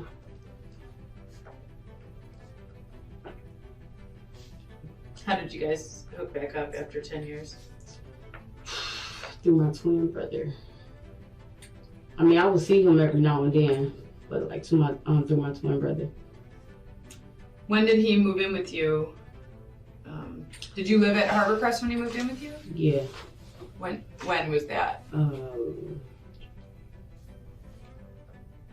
like August. I'm not sure, like, because you just been coming around like August. Some of the injuries on Anaya today I want to ask you questions about. Mm-hmm. Okay. We already talked about the eye. You explained how you said that happened. She also has a bruise on her head right here and a bump. What is that from? I mean, she fell straight to the floor. She fell straight to the floor? Straight to the floor. When? Saturday evening, like I told you, she fell straight to the floor, and that's when I started doing all the nursery stuff on her, peroxide, putting the warm stuff on her face. Where did she fall to the floor from? From the toilet. This was yet another lie about to be exposed by Sierra's own boyfriend. Deontay contradicted her story, stating that Anaya had slipped and hit her head on the tub. Through all these lies, one thing was crystal clear. The real reason behind Anaya's tragic injuries was entirely different. When did she first start not seeming well? Late when we left Red Lobster. When you left Red Lobster? She started acting weird. Okay. And I felt like it was probably allergic reaction, but I know Anaya not. To my knowledge, she's not allergic to nothing. Okay, all right. So that was what night that you were at Red Lobster? That was Thursday. Okay. And when you guys came home from Red Lobster on Thursday, what time was that? Was it dark? Yeah, lightweight. No-ish. Lightweight, no-ish. I don't understand. It was like, it get dark around like 5, like in between. So what time do you think you went to Red Lobster on Thursday? I don't remember what time I went. I just know I went to Red Lobster. Okay, and once you got in the house, who's coming home with you on Thursday night from Red Lobster? Just me, Deontay, and Anaya. You, Deontay, and Anaya? Okay. And then you're in the house. When is the next time that you leave the house? The next time, I don't remember. Oh, he left to go get pull-ups. When was that? Friday or Thursday, because she started peeing on herself.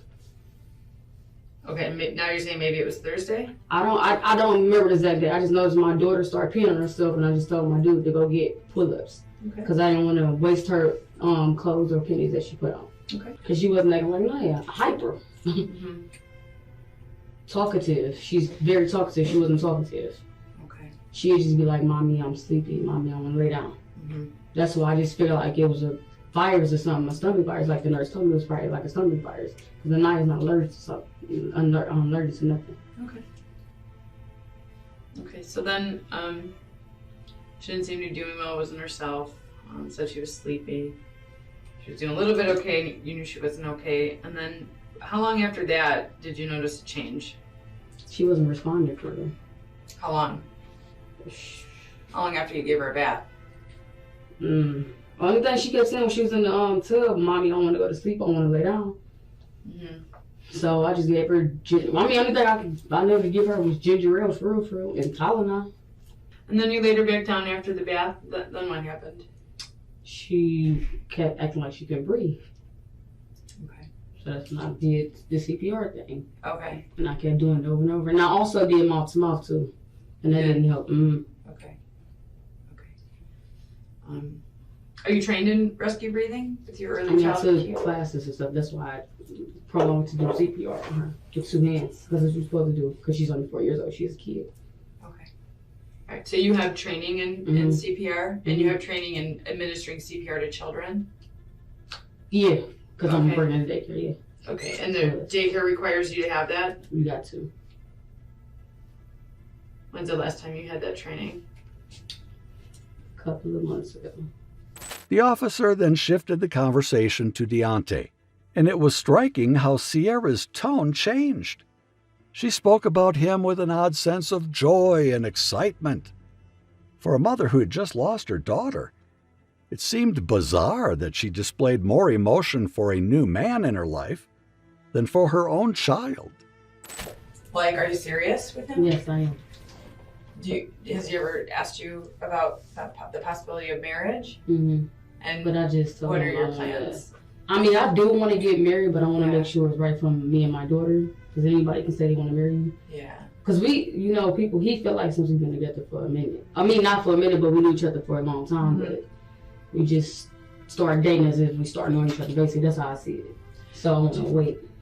So he's already asked you if you'd marry him? He lightweight gave me, if you want to say, engagement ring. He gave you an engagement ring? That's what, yeah. How did he react when you told him you're not ready yet? I mean, he didn't react to nonchalant. He was just like, okay, we give you time, you can rush into it. So that's not a deal breaker for him. He's willing to wait for you. Okay. All right. How strongly do you feel that he loves you? Pretty fiercely, or what do you think is going on there? I think he do. Okay. I'm not a dumb female. You're not a dumb female? Okay. What kind of experience does he have with past girlfriends? And I'm not trying to bring up anything. I mean, as far as my knowledge, what he told me, he ain't had a female on it.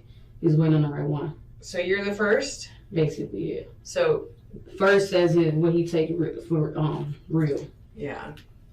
Would you say he's head over heels in love with you? What you mean? Maybe that's not a term that your age uses anymore. Like, did he fall hard for you? Yes, he did. Okay. And how do you feel that you fell as hard for him? Yeah. You did? I feel like I can trust him. You feel like you can trust him? Okay. I don't feel like I felt with a nice father. Okay. And when he asked you he got you the engagement ring? It was on Christmas. Did he get down on one knee? Deontay's very shy. Okay. So it was like in a Christmas bag, basically. Okay. And he just led me to the Christmas tree, basically. Because to my knowledge, he tried to make it seem like it wasn't nothing for me for Christmas. Oh. It was just stuff for me and Naya under the Christmas tree. This is this Christmas that just passed, Christmas of 2017? He was just basically saying to me, I'm sorry, I couldn't do this. I can't get you nothing. I can't get you nothing, whatever. Because I just brought me in a nice stuff and him stuff under the tree. And I'm like, I know he brought me, so I know he's going to give me something. He kept saying he couldn't give me nothing. So when me and Naya opened our stuff and I let him open his stuff, he's like, I'm sorry, I couldn't get you nothing. So I went in another room. I'm looking like, man, this is crazy. And when I came back, it was a gift under it. It was a big bag, but it was something little. Okay. And it was a necklace. It was a necklace too, and it was a ring. He put the ring on top. Okay. All right. And then when you opened it and saw that it was a ring, did he say something? He said, that's the start. Ask you, will you marry me? He'd been asked that before he gave me the ring. Oh, he's been asking you that. And then on Christmas of 2017, when he presents you with this, what you say is an engagement ring, do you gently let him down? Do you tell him, hey, we're not ready yet? How do you do that? I didn't let him down. I wore the ring to make him happy. I just said we're just going to give it time because I want to make sure you're the man for my daughter because fortunately her father wasn't the one. And I want you to be not a stepfather, I want you to be a father towards my child. Yeah, I mean, delve too much into your personal relationship with him, but I just wanted to understand what the dynamic is between the two of you.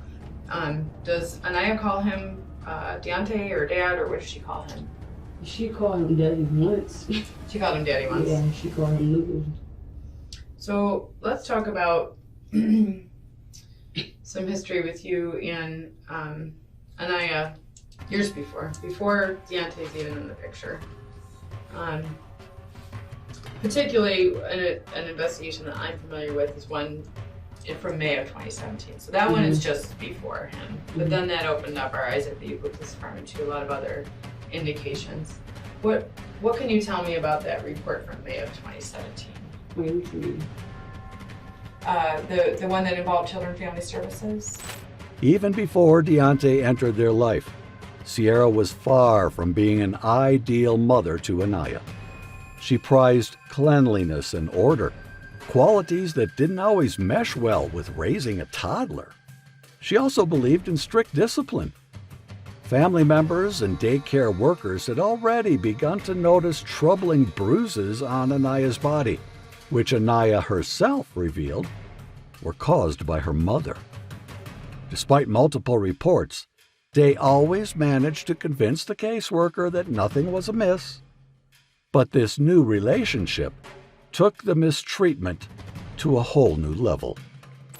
Yeah, so this, right now, it's March 2018, so we're talking about 10 months ago, there was an investigation involving Children and Family Services. Yes, it was from Anaya's daycare. Okay. And can you explain to me what that was about?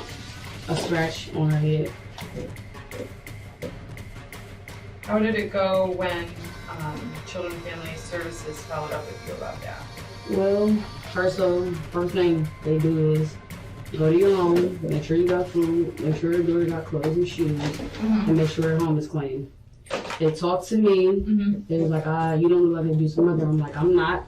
Kids get scratches, scars anywhere. People blow it out of proportion. Sure. And they was concerned, but the scratch wasn't that to be all, oh my God. I mean, it's a daycare, so I guess they took it out of proportion or whatever.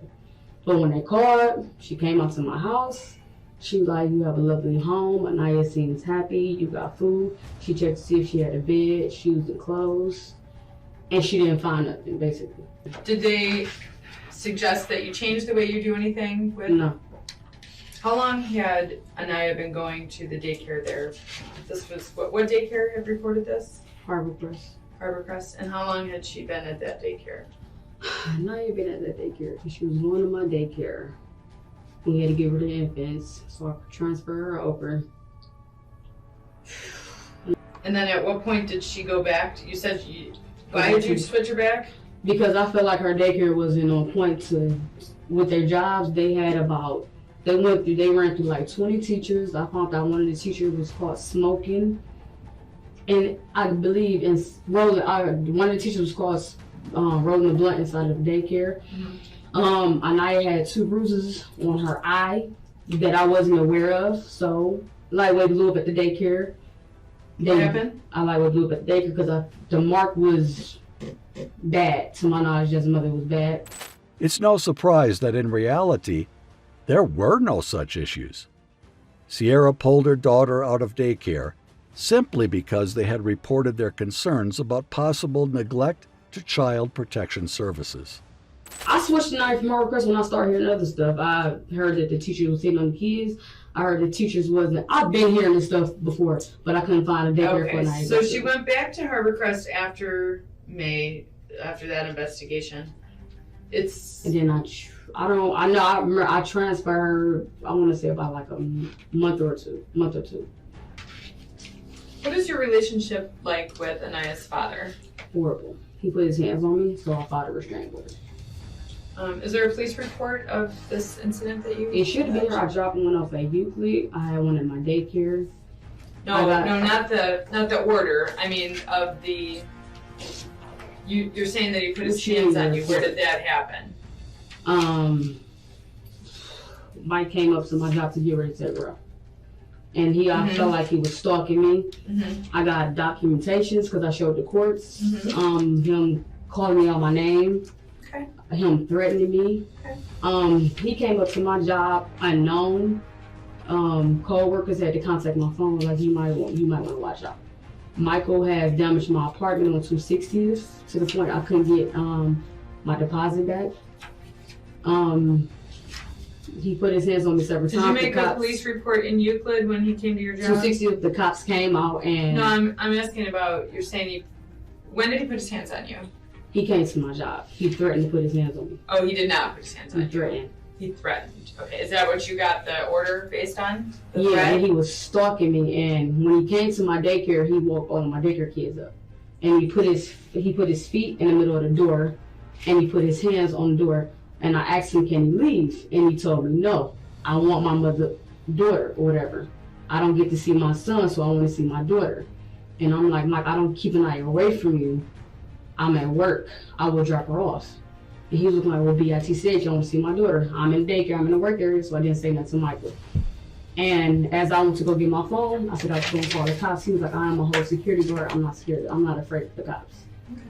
Okay, so when you went down to the restraining order, what did you base what you wanted the order off of? I felt like I was being harassed. I told him I was afraid of my baby daddy. Because they didn't ask for a report about the time you went to your job?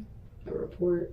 Yeah, I'm just wondering if they asked you for a police report documenting the time when he came to your job. They told me I should have had a police report. I didn't want to do that. So you did not make a police report at that time? Okay, so I'm not the first time asking if there was a police report about that. Okay. Like the earlier lies, these claims were also fabrications. Sierra concocted these stories when Anaya's father started questioning her about their daughter's deteriorating condition. In a calculated move, Sierra accused him of harassment and stripped away his visitation rights. With every door closing, little Anaya was left completely at the mercy of her cold, soulless mother. It was finally time to confront the truth about how Anaya really sustained her injuries. So, these pictures here show more wholly what I'm talking about, where here you can see toilet tub, toilet tub, toilet tub. Okay, so if you and I are facing the same direction and we're sitting on the toilet, right? Where's the tub? Tub is right here. It's on our right. Okay, so if we fall off the toilet, we found Anaya this way, so she fell like that way because she was faced this way. But you said you were in the kitchen. So I how did you know? When we walked in, she was face down this way. Is what I just said. Okay, so her left eye is bruised. The bone caught our attention. Okay. And when we found her, she was laying towards this way. Her left eye had to hit the tub. Okay, that doesn't make sense because you have this real small area here where there's not room for somebody to be spinning and moving around. If you fall, you're only going to hit your right side on the tub. Do you understand why I have a question about that? No. It's not, just like I explained. If the child is sitting here having a bowel movement, like you said, she's... I understand what you're saying. Yeah. She's presenting with an injury to her left side. Okay, you've got a narrow spot here. Right. The tub is right my here. My tub is right here. My tub is right here. My tub is right there. Right. But me and Deontay found her like this though, as if you can be a Daisy person. You could just fall like that too. I don't think she could have fell like that, and the medical professionals are telling us that it's not a viable possibility. Okay, they're the ones that are the experts. Okay, so the injury is not caused from that fall. I mean, that's what a lot of people say. Injury. It's weird. The injury wouldn't be caused from this. A lot of stuff is shocking too, because a lot of stuff that's happened with kids on my day, I'm like, oh wow, and it was weird. Okay. When's the last time you had her at a well check? She went for a WIC appointment not too long ago. Did they weigh her? Yeah. She's 4 years old. They told her she would need to come back to 5 o'clock. I mean, to 5, and we said she's 5. Did they weigh her at that appointment? Mm-hmm. When was that? A couple of months ago. How much did she weigh? I don't remember. How much do you think she weighs now? I don't know. She's very light right now. I'm looking at her and estimating she weighs 20 pounds. Do you think Anaya that's about was, right? Anaya was throwing up a lot too. And throwing up a lot too can cause you to lose weight. Anaya wasn't a fat child at all. At all. She was like a decent size. She ate a lot, but she was a decent size. Some people was lactose tolerant or whatever. They eat a lot and they don't gain weight. Dealt with kids like that before, ate a lot and was bonier, like skinnier than her. All right, so getting back to what I was talking about. I would estimate her to be about 20 pounds right now. She's not more than 30 pounds. I can tell that by looking at her. I didn't pick her up or actually weigh her, but this is just, I have 4 kids, so I'm just going on my experience, okay? A child like that who's feeling woozy and not so well, you said, falls off the toilet, there's very little force for the head to make impact, even with the floor. It's completely inconsistent with this. I mean, I understand what you're saying, but we heard a boom and that boom because that's on her being late. In order for her to get that injury to her eye, I mean, she would have been dropped from the 2nd floor. Which, I mean, but you're saying she fell off the... I mean, I understand what you're saying because I deal with kids a lot and a lot of stuff that happened and you're like, wow, how did that happen too? Okay. This is different though because we have experts who can determine that the injury to the eye did not happen the way that you're saying it did. Okay. It did because I had her. It didn't happen that way. I mean, she was Anaya was on the toilet, and when we heard the boom, she was on the floor, and then we saw the cut, and her eye looked like it was swollen up. Okay, so that injury to her eye, it had to have bled a lot. She hit her head very hard. Right. Very hard. Yeah, so it would bleed a lot. It was bleeding. It wasn't that much, but it was a lot. It wasn't that much. What did you use to clean up the blood? I used peroxide, and I used a little bit of alcohol. Okay. What did you use to clean the blood off the apartment? Where did the blood go? It was on the tub. It was a little bit on the tub. A little bit on the tub? And a little bit on the floor. And a little bit on the floor. When you say a little bit, like... Because it wasn't that much blood coming out at all. How many teaspoons of blood? Like I used about like 4 big paper towels, wet paper towels. Okay. When did she start appearing this thin? I already didn't know no change in my daughter's body for her because she was normal to me. She was eating well. Do you think that this looks okay? These bones sticking out? I really didn't. Despite working at a daycare, Sierra Day claims she saw nothing wrong with Anaya's frail frame and protruding bones. She continued to deny that her daughter had any issues, all without showing even a hint of remorse. You can see her pronounced vertebrae. Yes, and I noticed that too. What did you notice? The way her butt was getting wrinkled. And I basically just thought it was coming because she kept throwing up, and it made pertains of her losing weight. Do you see what I'm pointing to here? Her leg, yeah. What is that? Her bone. Her bone in her what? Do you know what bone this is here? Her leg. Okay. A knee should not be bigger than a thigh. You see how we have a knee that's bigger than her thigh? Mm-hmm. Okay, what's going on here with her buttock? I really just thought because she was just, Anaya wasn't, within the last couple of days, Anaya just kept throwing up.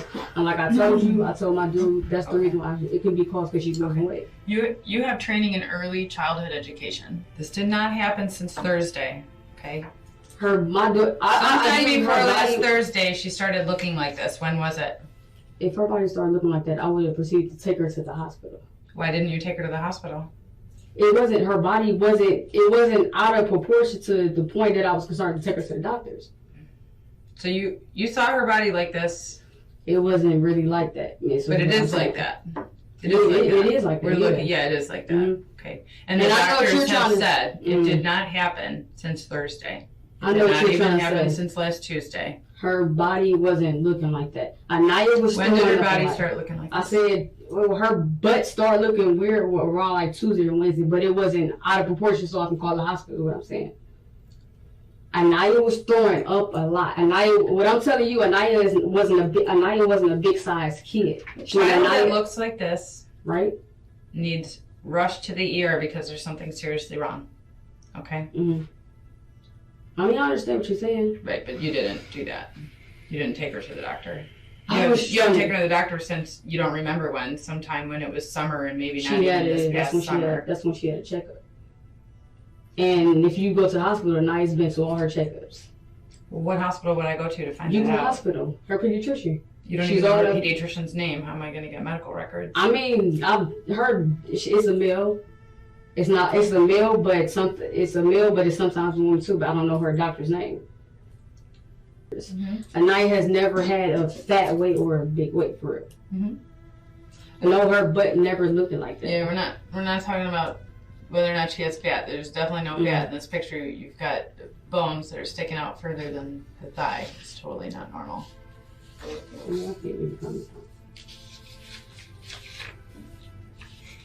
What kind of relationship did you have with Ayana? Your daughter? Anaya? Yeah. A good relationship with my daughter. A good relationship with my daughter. Spoiled. Okay. Was there any kind of discipline or anything that you've ever? How would you discipline? No, I barely discipline my child because she's not bad. Okay. What do you mean by that? I just be like, if she was to do something wrong, and I don't do that. But when she did do something wrong, like if she went the only thing Anaya probably do is she'll throw a little tantrum. You can ask my family, she'll throw a little tantrum, whatever, and I'll be like, Anaya, stop. Or probably what I do to my daycare kids, I put her in timeout based on her age. Okay. And I barely did that. What is that? Put her, you know what timeout is, but what do you mean by age? What do I don't understand? Like 4 minutes. 4 minutes. Like if they 5 minutes, 4 minutes, 3 minutes. 1 minute per their age. Where does she go to timeout? By the couch. Okay. And does she sit on the couch? I just sit on the couch. Sit on the couch for timeout? Yeah, take the tablet away from her, and I won't give her no candy until she realizes what she did, because Anaya's very smart. Okay. Other than that, she's not a bad child. So I didn't have to distance Anaya. Do you understand what you're going to be charged with today? No, ma'am. What does she look like in this picture? Her child, she had a black eye. Okay. Does she look well? No, she was sick. Okay. So I was a very concerned mother. That's all I was doing. What I had to do as a mother to make sure she get better. Because if I didn't care, I wouldn't. Do you want to continue to sit in this room and tell me the story you've been telling me? What you mean? The lies you've been telling me. Do you want to continue to tell them? I'm not. It's not no lies. I'm literally legit on my right hand to God is telling you the truth. You're not telling me the truth. I'm telling you the truth. That's what happened to my child. I don't have no reason to lie. Deontay was my witness. Well, unfortunately, you and Deontay do not have the same story. How come we don't have the same story? She fell. Well, I'm giving you the opportunity to make it right here by telling me the truth. I am telling you the truth.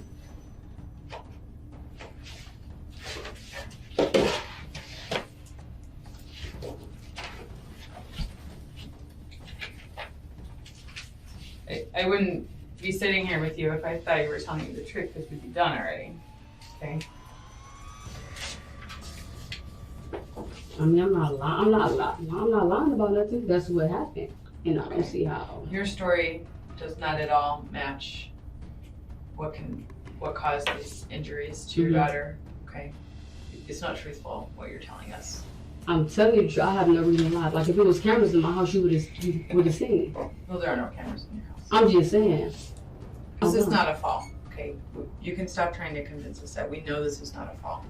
Miss, I put this on my unborn child. I'm not trying to convince nothing.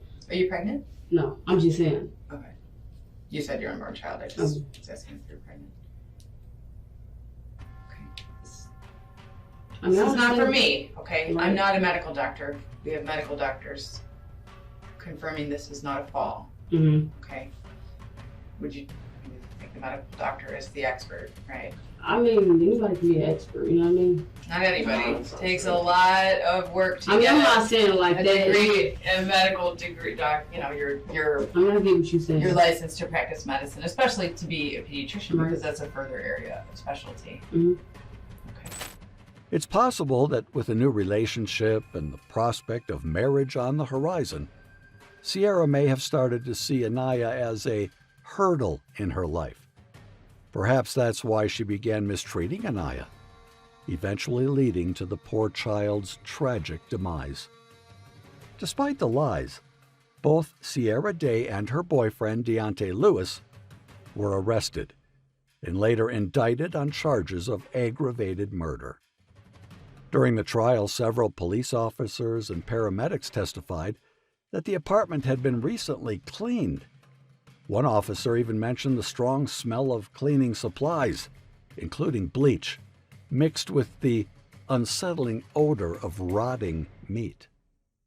A jury ultimately found them guilty on multiple charges, including aggravated murder, felonious assault, permitting child abuse, 3 counts of endangering children, and tampering with evidence. During the trial, Sierra had little to no emotional response to anything being said or done. The world can be pretty twisted, and sadly, people like Sierra aren't that rare. The next case we're looking at is just as shocking and unsettling. It will make you question a lot about human nature. I've never had a gun. I've never purchased one. Never.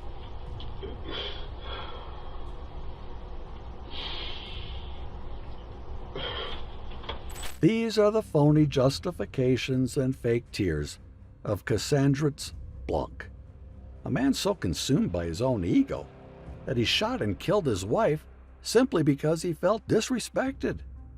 His cruelty didn't stop at murder. He went on to dismember her body in a brutal act of violence.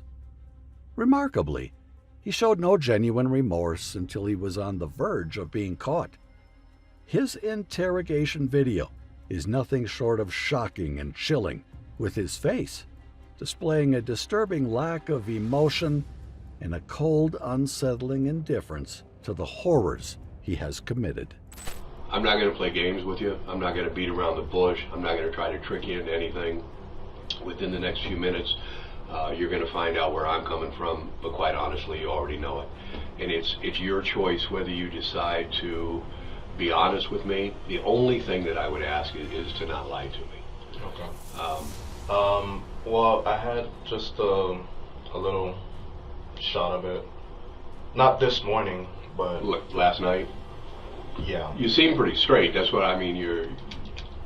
I'm not drunk. Okay. I'm not under the influence at all. Right. You can test me. No, you seem, I just, yeah. I only drunk recreationally. Okay. Reason being is because if you can understand where I'm coming from, and it's, I was extremely emotional about this because I took it upon myself to ask my wife, hey, listen, you know, would you like to go see, well, first of all, she didn't want to go to the baby shower. There was a baby shower that was arranged. She didn't want to go. When was this? A few days, like, what's today? Tuesday. This was supposed to be on a Saturday. You and your wife been married? Since October. October of, like, just recently, within... Yes. This year. 6 months, 7 months? Yes. This is the last time your wife is missing currently, or hasn't been seen for a day or two? My wife is missing. Well, here's what's going on. Okay. So. Are you two having marriage problems, or? Not at all. Okay. Not at all. We have a great marriage. So basically, I woke up, and I saw a woman at my door. When was this? Tonight, actually. Okay. There was a woman at my door, and I was startled. Who are you? And she explained to me that I'm Martine's friend. She explained to me that, you know, you paid for the cell phone. You bought her the cell phone. Do you want her belongings, or should I just throw it out, or, you know, burn it? She gave me those options, and I said, well, I want it. I mean. Now it's like 7 o'clock Tuesday morning. About when was this? 5 a.m. 4 or 5 a.m. Early this morning. Yes, sir. A couple hours ago. Okay, yes, sir. And I've never met her before. Never seen her in a day of my life. Okay. I was really scared because, like I told the previous detective, that this is why I didn't want to give my address. For one, because I didn't want people knowing where I live, trying to kill me, kidnap me, you know, torture me. So I've got to ask you one thing. Have you ever been treated for mental illness? Mental illness? Right. Do you say I have mental illness? No, I'm asking you if you've ever been treated for it. I don't have mental illness. Okay, I didn't think so, but again, I don't know you, so I just have to ask. So the woman shows up. You don't know this woman. Describe her for me. She's black. She said her name was, I think Shawnee, I think that's what she said. She's black. She has braids, a little short. She came inside my apartment. Older, younger? Younger. She looked young. Like what age? She walked herself in, and she just explained to me, here, read the text message. Hold on. The keys, she let herself in with whose keys? Martine's keys.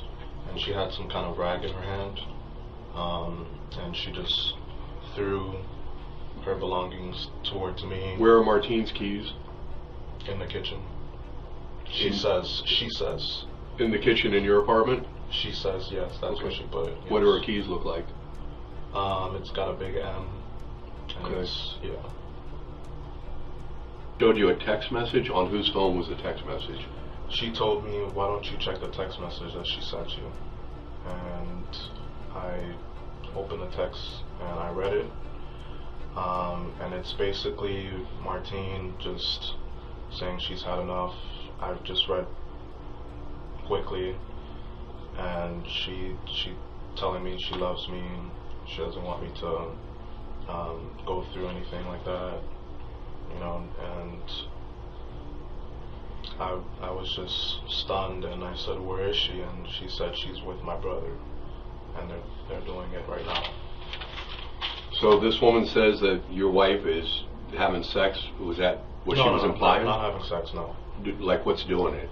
So basically the text message I read was Martine basically saying that Basically, long story short, I don't remember exactly what was said in the text. Whose phone is it on? My phone. Where's your phone? I wasn't able to bring anything with me. I mean, is your phone at your house, or did you have it in your pocket?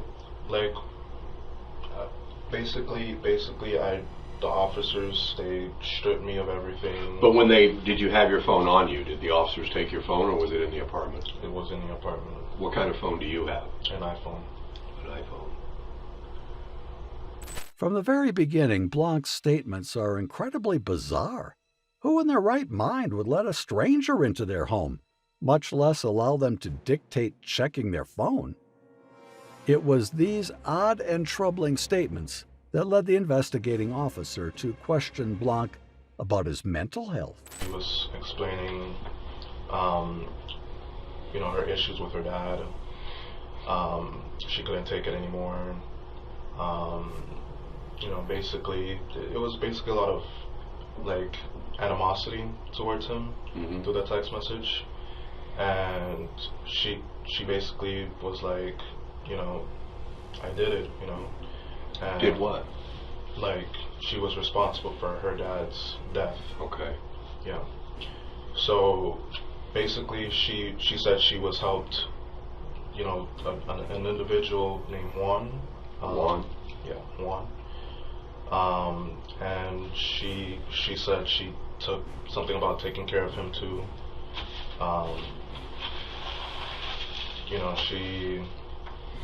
She killed Juan too? She said, yeah. Had you known your wife to be violent before? No, not at all. Okay. Not at all, but a lot of weird things have been happening lately. Wasn't your wife pregnant? Yeah, she's pregnant. Whose child was that? My your child. child? Okay. Yeah, 6 months. She's still capable of, still walking, moving, doing chores. The only thing she can't do is bend. Let me just, to make sure that I understand this right, basically, this woman shows you a text, the woman tells you, check your text messages. Check my phone. Check your phone. You open up your phone and you have a text message. Is it showing that it's coming from your wife? Yes. So it's not somebody else pretending to be your wife, it's coming from your wife's phone. Yes. And it says, does she say anything about killing her father? Yeah. Okay. She said it. When did she send the text message? I was asleep. I didn't even realize that I even got a text message like that. She told me, why I was confused. She said, why don't you check your phone to see, what's going on? Well, let me ask you this before I get confused. When you opened up your phone, did it show up as a new text message? You know how you get that little thing saying you have a text message? Yeah. When was the last time that you looked at your phone last night? Like, what time did you lay down or go to bed? Well, then I don't remember. I mean, was that text message on there at 10 o'clock last night? I don't think so. 9 o'clock last night? I mean, have you checked your phone since 9 or 10 o'clock last night? Oh, yeah, of course. After the father was missing, Martine's, whole demeanor has changed. She basically doesn't want to be out. I told her Investigations wants to come see you. I texted her that because her phone isn't. There's something wrong with her phone as far as calling. And I texted her. I said Investigations need to see you because you not showing up, it makes you look really bad. And this was yesterday sometime? Okay. Let me ask you this. When was the last time that you had seen her father? When was the last time that you saw your wife? Same day, Saturday. You didn't see her Sunday? You didn't see her Monday? I saw her on Sunday. Okay. I saw her Sunday. I saw her, Today's Tuesday morning. Yeah. Did you see her yesterday, Monday at all? Did I see her yesterday? Yeah, of course. Okay. I saw her yesterday. Where did you see her yesterday? At home. She's always home. Okay. Does she work? She worked at Aetna and she quit. She didn't feel comfortable, and she said she's just going to quit and find something else. She's the type of person that quits jobs and starts new ones. And how long ago did she quit? I think a week and a half. Okay. So you saw her sometime yesterday, morning, afternoon? Yesterday I saw her all day up until Investigations told me to come by. What time was that about? Oh, I have no idea. I don't remember. It was maybe before lunch, after lunch. I'm sorry. I'm really not thinking straight right now. Yeah, got it. Let me take some time to think. Because they called me. They called me, and I called them back, and I told them I would come right then and there. When they called you, where were you? At home. And was your wife there with you when they called you? Yes. Okay, so how's your pregnancy going? She had a healthy baby boy. I always went to the doctor's appointment with her. Regular checkups. Never missed an appointment with her. I was, a very serious dad. I wanted to be involved, and we had plans to name him after me. We had all types of these plans. We've even called Herbalife to start a college fund, and we were going to start saving, even though he's not born yet. It's important to do that for kids right off the bat. Yeah, and it's never too early. People would have said before he's even born, and it makes sense because Martine actually had a miscarriage before. And she's the type of person. She doesn't like traditional practices. She doesn't like the hospitals. She doesn't like giving birth through epidural. She wanted to give a water birth. She asked the doctor about that. Well, have you all picked out a name already? After me. What was the name going to be? The full name? Cassandra's Blanc Jr.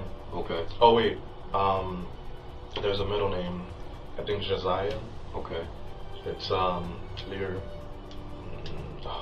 She told me. I always forget. Something about watching over God. Not watching over God. Watching over your. I'm not even going. I don't even remember. Okay. Yeah. During the interrogation, Blanc made several critical mistakes. First, he invented an entire scenario about a woman showing up at his home, perhaps not realizing that phone records are easily recoverable and that such messages would be detected almost immediately. Secondly, his statements about when he last saw his wife were inconsistent and incoherent. These discrepancies clearly suggested something suspicious was going on, and it pointed straight to Blanc. Yes, absolutely. Where did y'all meet? We actually met in school. We met through school, and we started talking, and we just saw each other frequently. And not recently, but at some point we started seriously talking, and then we hung out. I met her dad, I met her mom, I met her brother. I met the entire family. You get along with the family? Absolutely, absolutely. I mean, of course, they're Haitian. You leave, she's in bed. Yes, sir. You go down and you talk to Hollandale or Hollywood? Hollywood. You go down and talk to Hollywood people, Hollywood investigators. You finish up there about what time? Is it dark out when you finish up there? Yes, sir. Okay, where do you go then? Where did I go? I just took a drive around the city. I didn't go straight home, to be very honest with you. Any idea what time you got home? Did you go anyplace else between driving and coming home? Did you go out for dinner? You go out for drinks? You go out for... Okay. You come home about what time?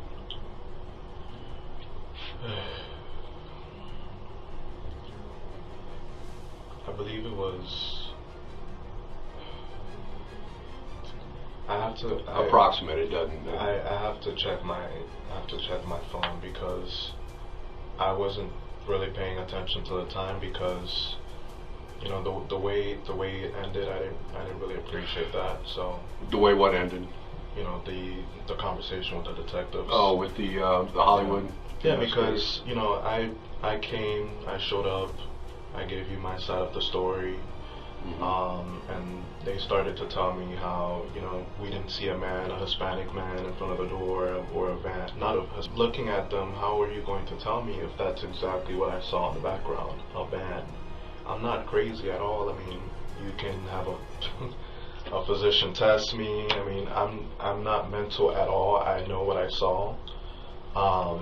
you know, I was just very sensitive. Well, that's an issue that you have with them, but so I'm just trying to sort out the last night. That's the reason why I was driving around the city. Plus, I felt as though because after they asked me for my address, and I declined that because I do have that right to decline it. They thought it was suspicious of me to just decline giving my address. I can understand why, and I gave them my reasoning as far as why not, because I don't want anything to happen to me. Well, now obviously you guys already know where I live. It's now going to be on a report. That's what I didn't want to, that's what I wanted to prevent. So that's why I declined. So I felt as though I was being followed. That's separate. That's separate. I mean, you felt you're being followed by what? Hollywood police. Last night? Yeah, absolutely. So you get home You get home sometime after dark. Do you talk to anybody after you get home? You make any? No. Okay. You just chill out there. You have what'd you say? You had a shot or something? Yeah, I had a shot and I just went to bed. What'd you drink? It was what's your drink of choice? A pint of the officer asked me the same thing. Mango. I forgot the name brand. Name some name brands. Mango brandy or? It's mango's the flavor. Vodka? Not vodka. Rum? I don't know. I don't drink anything mango. I eat mangoes. But okay, so you have one of those little bottles. Yeah. I had a shot of that and I fell asleep. Well, no, not one of those little bottles. I actually had a pint like this size. Oh, okay. But it was up to here, and I just took it and it relaxed my nerves and just went to sleep. Oh, like schnapps, mango schnapps or something? Yeah, I'm not sure what that would be. So you crash. The next thing you know, does anything happen between when you crash and when you're woken up by the woman? I was waiting for my wife to come home. I thought she was with her sister at the movies. And now, did she send you a text message saying she was at the movies? Yeah. Okay. She got picked up by her sister to go to the movies, and it wasn't true. But she told you that. Yes, sir. And it came from her. Yes, sir. And about what time was that? Any idea? 11. 11 p.m. Yes. Okay. I think so. When did you talk to her on the phone at all after you left yesterday? When you went down for your interview? I know you said you had several text messages with her. Did you ever speak with her after you left the apartment?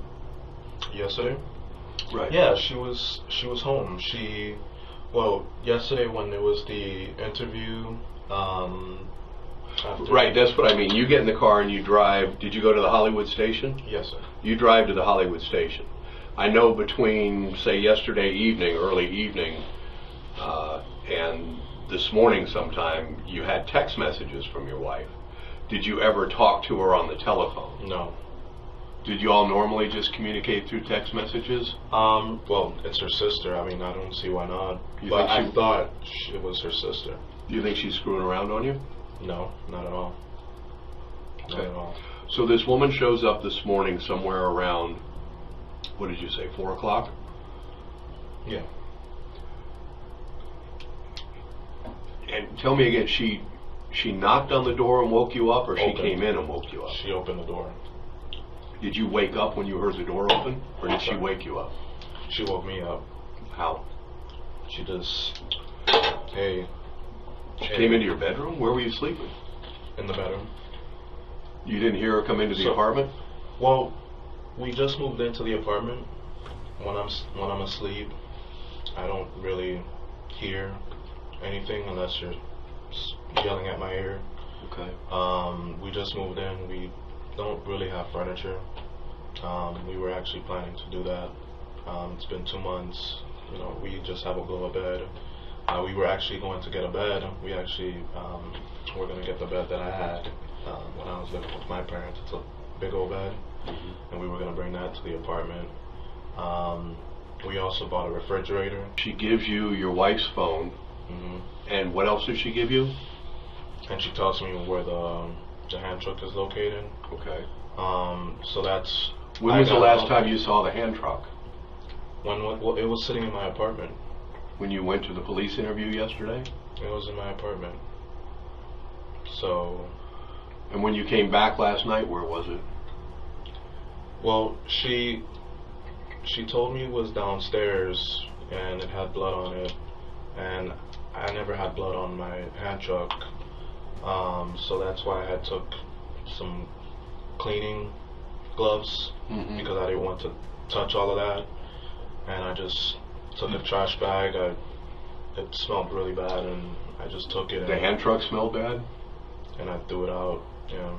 Okay. And who did this woman say she was again?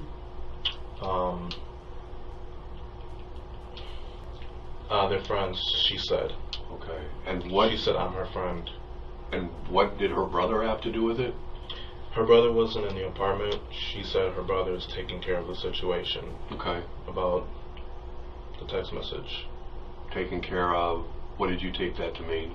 So basically, my wife, after she said that she was, responsible for her dad's passing, she said she didn't want to, something about not wanting to be in prison with a baby, giving birth, losing a child.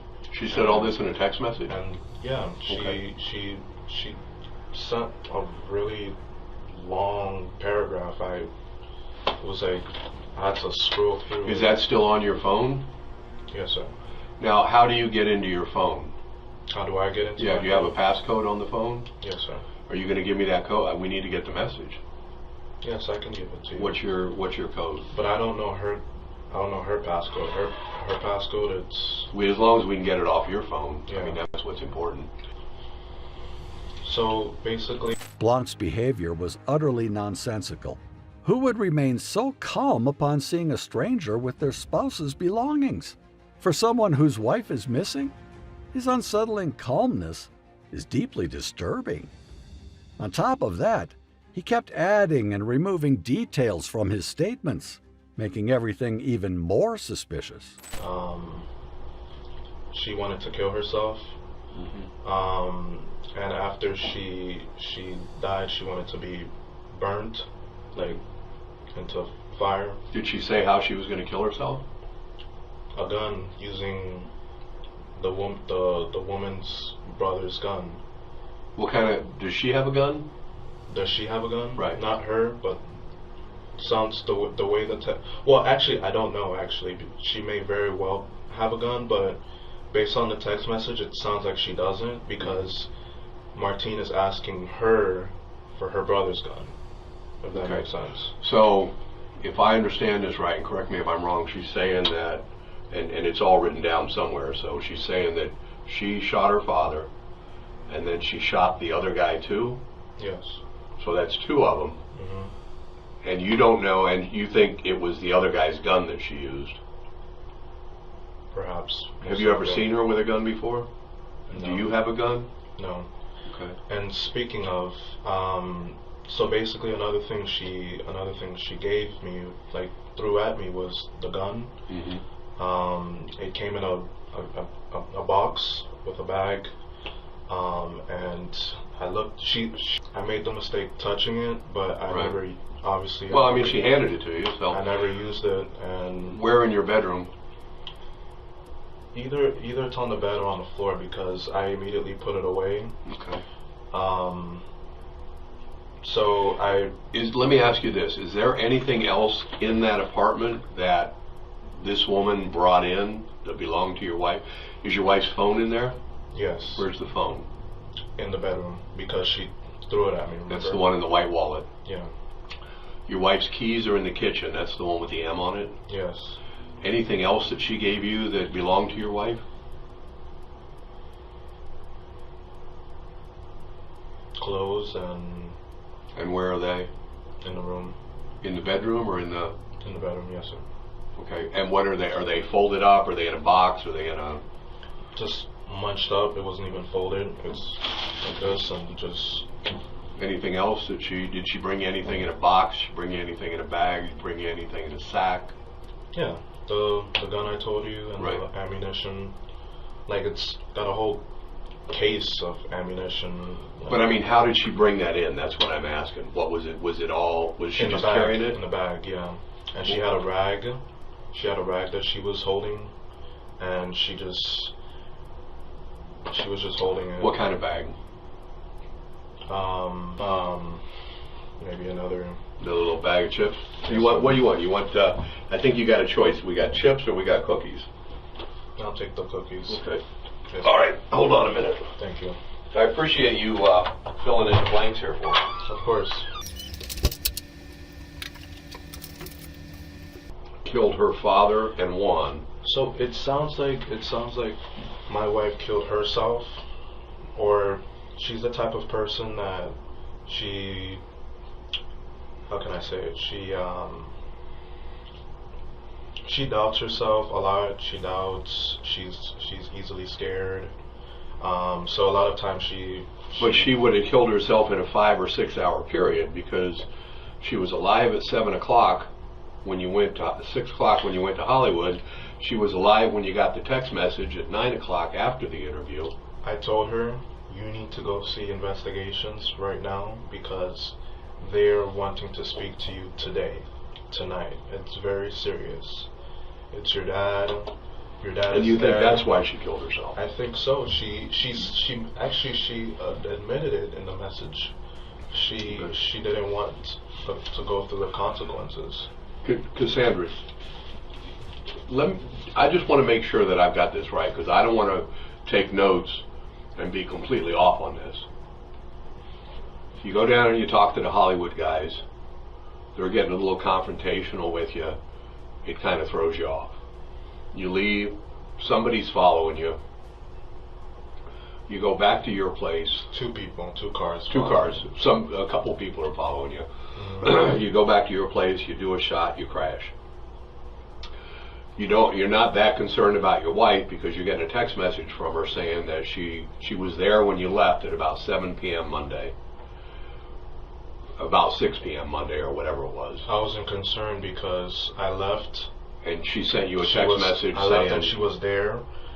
And when I said I'm coming to pick you up, she was like, Joanne picked me up to go to the movie theater. And this was sometime around... After, when I said, you need to go to see Investigations. Okay, this was after you'd already talked to the investigators. Right. 8 or 9 o'clock. After I texted her to say, I'm coming to pick you up so that we can go together for you to speak to Investigations. Okay, so 8 or 9 o'clock last night. And it's like something like that. And Okay. It's like she... Well, bear with me for a minute. We'll come back to that. So that's the last time that you actually hear from her, correct? Well, that you're actively texting back and forth. You go back somewhere around midnight, before, after, have a shot, and crash. Mm-hmm. Next thing you know, it's somewhere around 4 o'clock, and there's a woman in your bedroom that you don't know who she is. She's waking you up. Blanc was clearly projecting his own actions onto his wife. His claim that she wanted to kill herself and their child was an immediate red flag for the officer. Moreover, Blanc's attempt to justify his actions by suggesting his wife had previously claimed she wanted to kill her father only added to the suspicion. It was as if she was trying to rationalize his own guilt by fabricating a narrative to support his claims. But it was now time to get some clear answers. Gotta be honest. From this point forward, you just gotta tell me what happened. You know they were watching you, but you already knew that. You knew that they just didn't happen to stumble upon you. The guys were sitting in the alley for 4 or 5 hours. That's why they called the patrol units to come down and grab hold of you. They've already pulled her out of the dumpster, out of the one small one. They pulled the handcart out of the other. They're doing search warrants to go into the house. You didn't mean for this to happen. I can look at you and tell. I can sit here with you right now and know that you didn't mean for any of this to happen. That something happened that just kind of pushed this out of control. That something just started spinning around. But that's what I want you to tell me. I want you to tell me your side. What typically happens with the person? You know, a lot of it depends. A lot of it depends because every case is different. I've been in this unit. I'm just wondering. I've been in this unit for 19 years. You know, I can't, and again, I'm not going to be one of these guys that's going to sit here and say, look, you tell me the truth and I'll take care of it and I'll make it go away, because I can't do that. I can tell the state that you were cooperative, that when confronted, you came forward and you said what happened. I mean, look at you, you're not a fucking killer. You're not a killer. I can sit, you're eating fucking cookies. But something tripped, something flipped, and I want to know what it was. I mean, I want to know, I want to be able to go forward and say, yes, he was cooperative. Yes, when confronted, he explained it to me. I mean, he said what happened, just like what happened. Get it off. I guarantee you're going to feel better. I can tell you from doing this for 19 years. I know that you didn't. But something tripped. I mean, obviously, she's been dead more than 5 or 6 hours. What happened? I just need some time to eat my cookies. So Okay. hungry. No, that's fine. That's fine. Again, that's all this has come down to now. I mean, this is just your side. I've got all the other stuff. We've collected the stuff. You know how phones work. The phone tracking system, like if I send you, if I'm sitting here and I send you a text message, it's going to show up on your phone. When I go back and pull those reports with it, now not the regular phone report, but when I pull the report with a court order, it's going to tell me not only where my phone was when that text message was sent, but where your phone was when it was received. And it's going to tell me that within several yards. Why do you say I killed my wife? Because she's dead. Because you put her in the dumpster. And you know you did. And then this is what we could sit and play, and you're entitled to continue to play this out. If you listen to, no, you hear me out. Hear me out. But you're entitled to that. You're entitled to play this out. But it's time for you to be straight, and it's time for you to come forward and say what happened. Same thing. I mean, it's time. It's you made a terrible mistake. Whether she pushed you into it, whether she cornered you, whether she verbally, physically, whatever, but you made a bad mistake, and there's no real correcting that mistake, but there is a getting right with it. And you know, you could do the same thing that some people do. You could say, look, I don't know what you're talking about. I don't. That's not going to give you peace in here. It's not going to give you the peace. You just got to be straight and tell me what happened. It was almost bizarre how Blanc had the nerve to eat cookies and drink soda while being confronted. He showed no shame or guilt, acting as if nothing was wrong. But out of the blue, for the second time, he asked the cop what happens to people in these situations. It was as if the cold-blooded killer was desperately fishing for some sort of a deal, trying to grasp at any chance to escape the consequences of his actions. People, not saying that it applies to me, but, you know, with people... Hypothetically. People that, you know, are in situations where they've, you know, murdered or whatnot, is there a possibility of, like, you know, they can get out? What are those circumstances? And make sure, listen to me clearly, because I want to make sure that you understand this. I can tell you that cooperation and that honesty go a long ways towards that. I can tell you that depending on,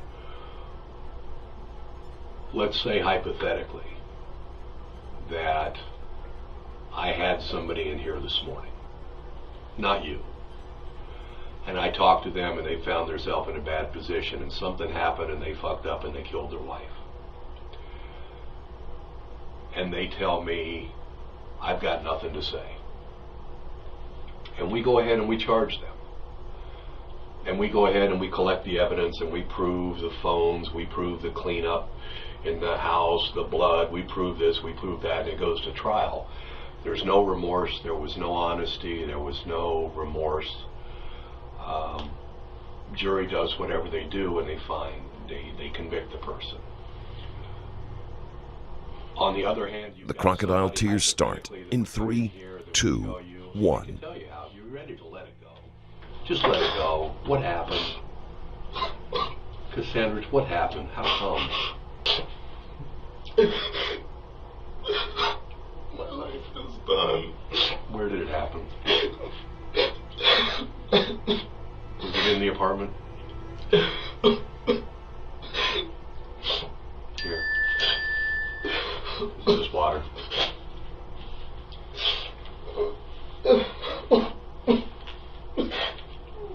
Just let it go. Let it out while you're doing it. Just let.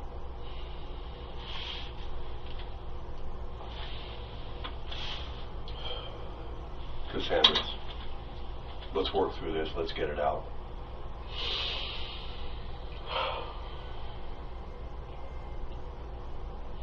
What was it over? It was over her father, wasn't it? What was it over?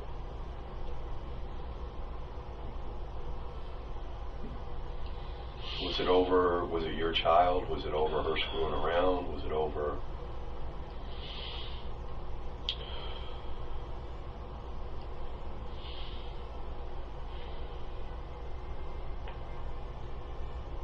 Come on, man.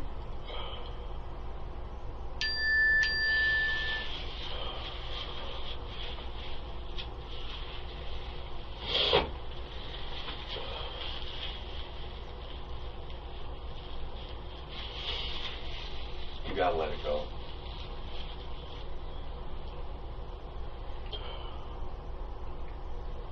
Just no spin. Just straight up.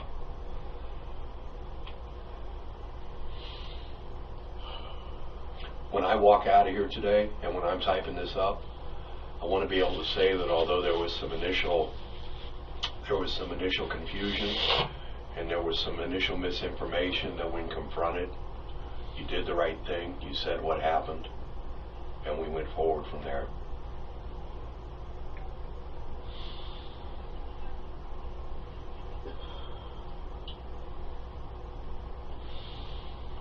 Even though I can guarantee you absolutely nothing, and I'm not the one to make any bargains or deals with, I can tell you that if you're honest with me, I'll go to the prosecutor and I'll make sure that they know that, just like I've done that hundreds of times in the past.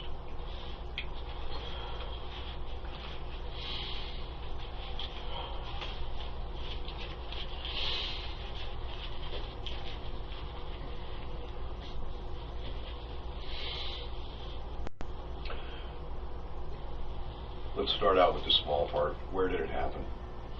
We just need to know, because that's where we're going to have to work it.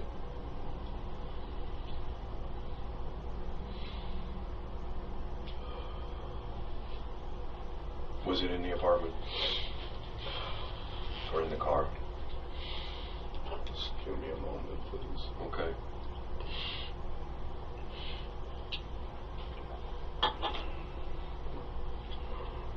But I only want the truth. At this point, I don't want you to be dishonest with me.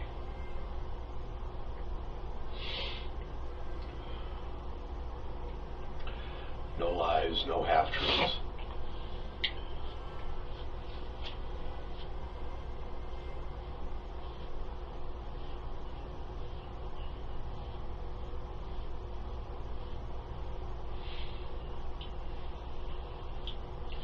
Can I please have a moment, about 2 minutes, please? How convenient for Blanc to suddenly feel sorry, right? Just as the officer hinted that showing remorse could help, Blanc broke down in fake tears. According to reports, Martine Bernard was 6 months pregnant when she was killed for what Blanc claimed was disrespecting him. Just 5 days after her death, Blanc allegedly went to her parents' house, shot his father-in-law, Roosevelt Bernard, and then dumped the body in a dumpster before setting it on fire. Investigators discovered that Blanc had tried to cover up his crimes by sending himself text messages from his wife's phone. He was also caught disposing of garbage bags filled with his wife's body parts in their apartment complex. Blanc has been charged with 2 counts of premeditated murder and is being held in jail without bond. Both the cases of Sierra Day and Cassandritz Blanc reveal just how twisted and dark the human mind can become. It's horrifying to think that someone could commit these brutal acts against their own loved ones.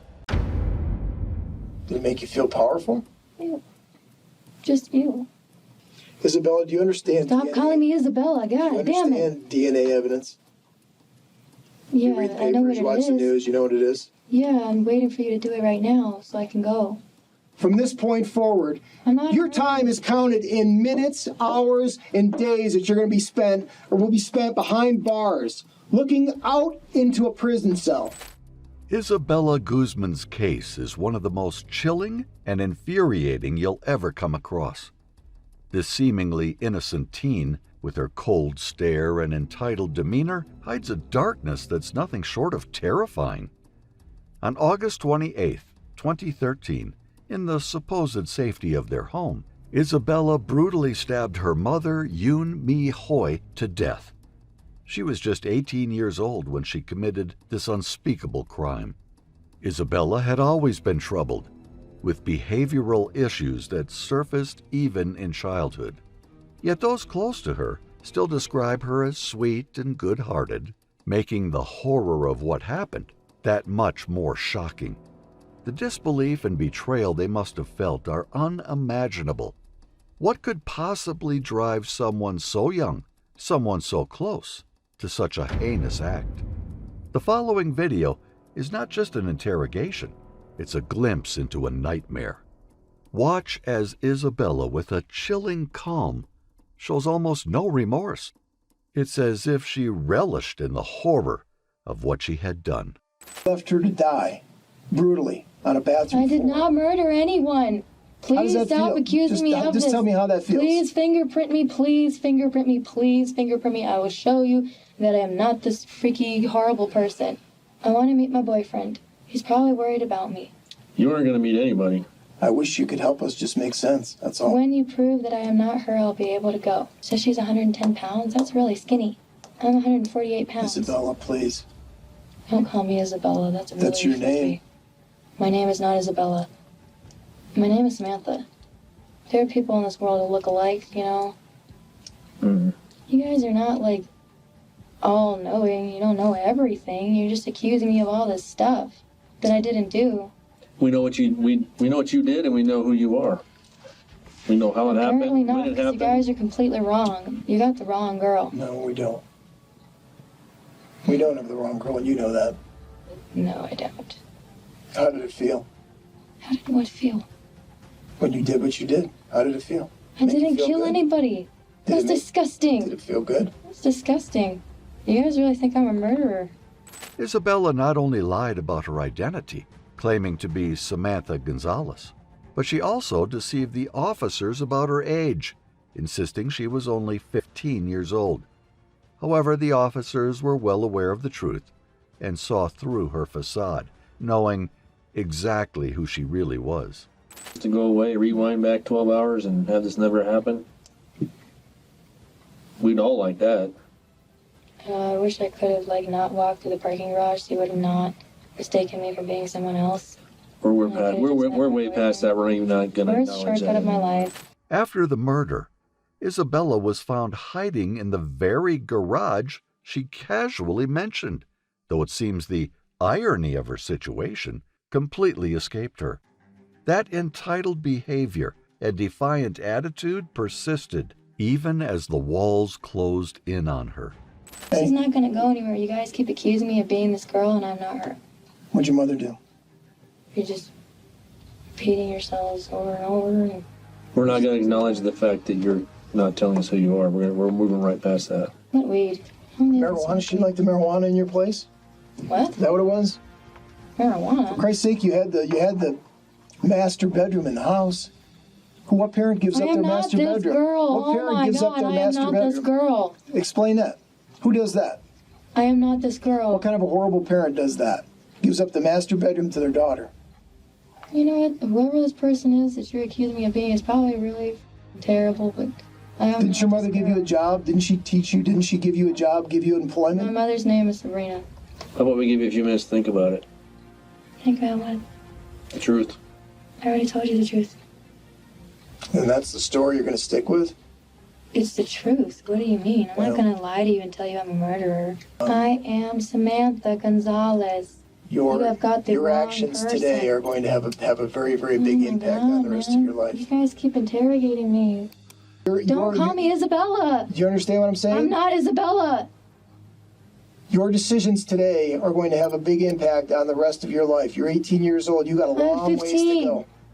Fingerprint me. No, you're not in charge. You're arresting me because I look like somebody. That's wrong. It's important to note that the interrogation technique the officers are using is quite unconventional. Instead of building rapport and downplaying the crime to coax a confession, they're taking a much more direct and confrontational approach. The question is, will Isabella crack under the pressure, or will her defiant attitude hold strong against this intense scrutiny? Most people say you're mean and they don't like you. I guess she's a mean person then. No, you're the mean person. I'm not a mean person. You're not insane. You're a mean person. I'm not a mean person. And you're a liar. No, you're So if you just want to sit there and be a cold-blooded killer who the jury will convict in 10 minutes of first-degree murder for killing their mother, then keep it up, Isabella. You're not the person we suspect killed their mother when you're caught right down the street with knife injuries to your hand. Scissors. It's not scissor injuries. I told you there were scissors. It's not scissor injuries. Yes, it was. You're not going to bully me into admitting what you want me to, pretend No, to be. I suspect we're probably not. I mean, that's a decision you have to make in your own head. I mean, that's the bottom line. You're 18 years of age. You understand why you're here.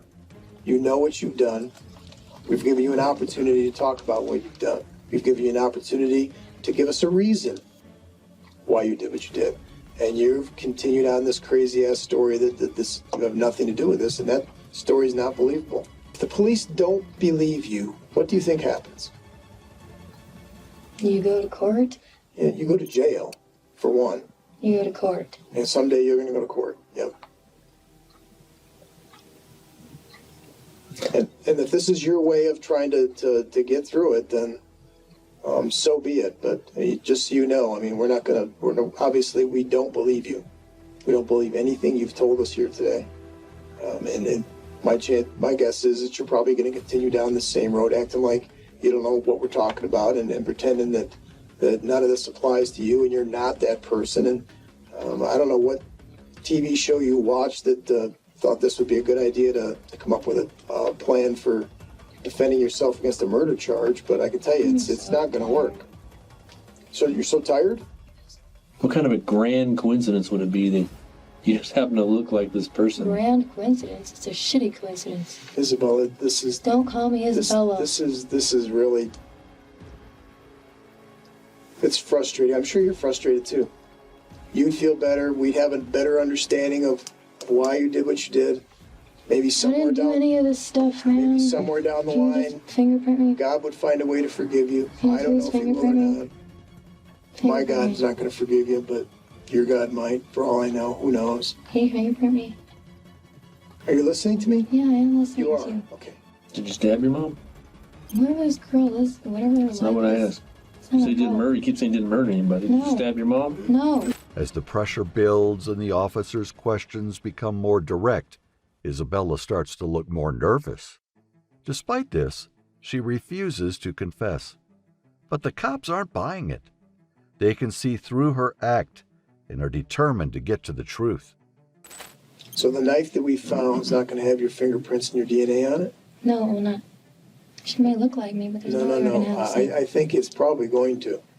You can think whatever you like. The tests don't lie. The parking garage that you were in, you were caught, were you arrested where they pointed guns at you? The knife's in there. Okay. How do you explain that? I walked through a parking garage that a knife was in. Isabella, do you understand Stop DNA? calling me Isabella. Do you God damn it. understand DNA evidence? Yeah, You read I know what papers, it watch is. the news, you know what it is? Yeah, I'm waiting for you to do it right now so I can go. Explain to me what your interpretation of DNA evidence is. What do you think it means? Doesn't everyone have like different DNA? I'm not Isabella. Really? You can just sit here and completely deny all of this? I'm not denying anything. I am being truthful. That's you. No, it is not. There's no question. That's you. She's pretty. Yeah, you're a pretty girl. That's you. That's not me. Yeah, that's up your Facebook account. She's a singer? It's not even a funny game anymore. Why would she kill anybody? That's what we want to know. That is the question. Why would Isabella kill her mom? Why would anybody kill their mother? I mean, what do you think? What would cause somebody to become so enraged with their mother that they would kill them? What would happen? I don't know how people think. I stay away from people because they all Well, try just to tell hurt me what you think. I mean, what's your thoughts on it? What is my thoughts on this whole situation? No. Specifically, what would it take for somebody to kill their mother? What would make them so angry that they would do that? I really have no idea. I would never kill my own mother. She may be a horrible person, but I don't have the potential in me to kill anyone. Why is your mother a horrible person? She hates me because I'm her illegitimate child. So she hates you? Yeah, I kind of ruined her marriage, basically, and they blame me for it. So you got anger issues? I don't have anger issues. I just left. You hate your mom. That's I kind of don't an hate anger her. issue. She's scary. This time, the detectives decide to switch tactics and start playing along with Isabella's lie. Instead of confronting her directly, they lean into her story, hoping that by indulging her deception, they might catch her off guard and eventually lead her to slip up. Just scary. So I ran away. Did your mom beat you? She doesn't beat. She hurts with weapons like scissors. Keep going. What's that? Hello? What's that? Scar. I got that when I was a kid. I had stitches. No, that's not. That's from stitches. It is from stitches. How did you get that? Police dog, wasn't it? Police dog? Isabella got bit by a police dog, has a scar on her right arm. This is really freaky. Yeah, that is really freaky. So that's it? You should just leave now? We got the wrong person, we just let you go? Let you go? Yeah. Okay. Just like that.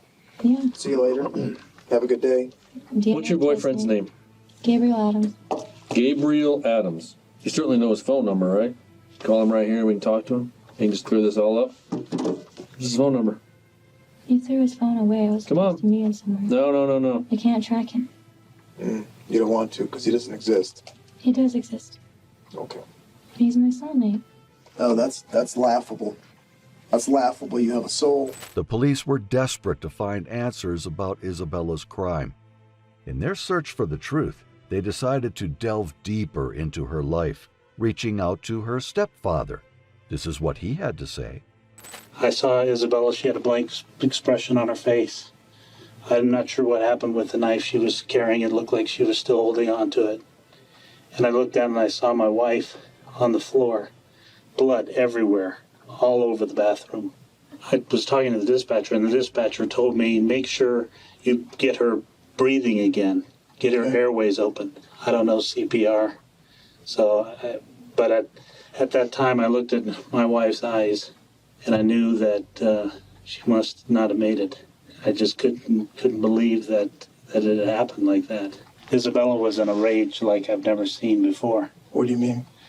Well, I could just hear her just pummeling my wife. I thought she was just hitting her with her fists. Okay. So that thumping sound you were Thumping sound, I thought, was Yumi maybe hitting against the wall, and Isabella just pounding her with her fists. Okay. So that's what I originally thought it was, and that's when I called 911. Tell me about that. What was the reasoning for that? She came downstairs where I was sleeping, and she said, I feel very uncomfortable with Isabella in the house. She said that Isabella had threatened her or cursed at her, and spit in her face. Okay. When she was laying down up there, and rambled off some terrible things to her. Okay. Did she tell you what those terrible things were? No, she didn't specifically tell me. I know this morning, she showed me an email that Isabella had written that was written to her, or written to a Cecilia. So a strange email, but it came to my wife. And I can't remember what the email said. It's on her phone. Okay. But it was very disturbing from Isabella. They've had a bad relationship. Yeah, I was going to ask you about that. Yeah, they've had a bad relationship for years. She resents her mom very much. Has Isabella ever been, is she on medications? Or has she ever been She's not on medication. Doctor's care or anything like that for any She type went of to issues? she went to a psychiatrist for maybe a month, and the psychiatrist said, no, she's fine.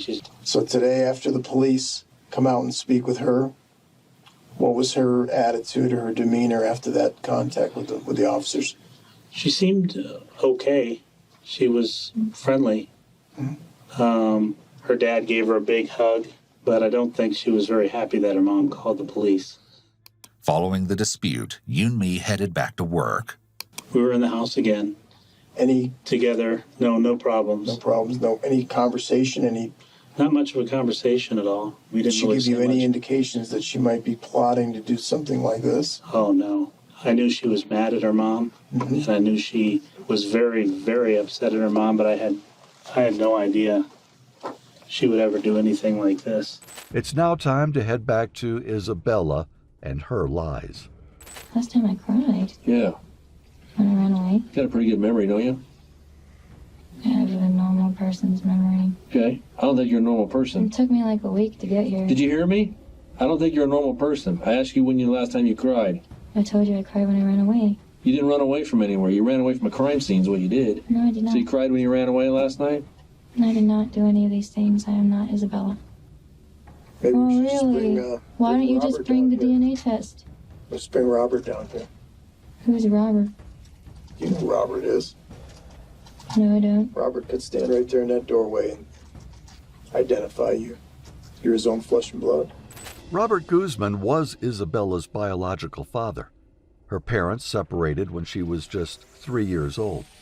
Unlike the shaky relationship with her mother, Bella and her father shared an unbreakable bond. Through thick and thin, they stuck together, always strong for each other. But right now, she seemed to forget everything. How about if we have Ryan come down? Who's that? Your stepdad. Have him That's come her in. stepdad. We could have Ryan come in. I mean, he's the one that last saw you before you took off running from the police last night. This is all her life, and you keep He's saying the it's one mine. he's the one that identified you. What do you think about that? We'll have him come down. Maybe you can apologize. I'm not going to apologize to a stranger. Hi, Greg. Yeah.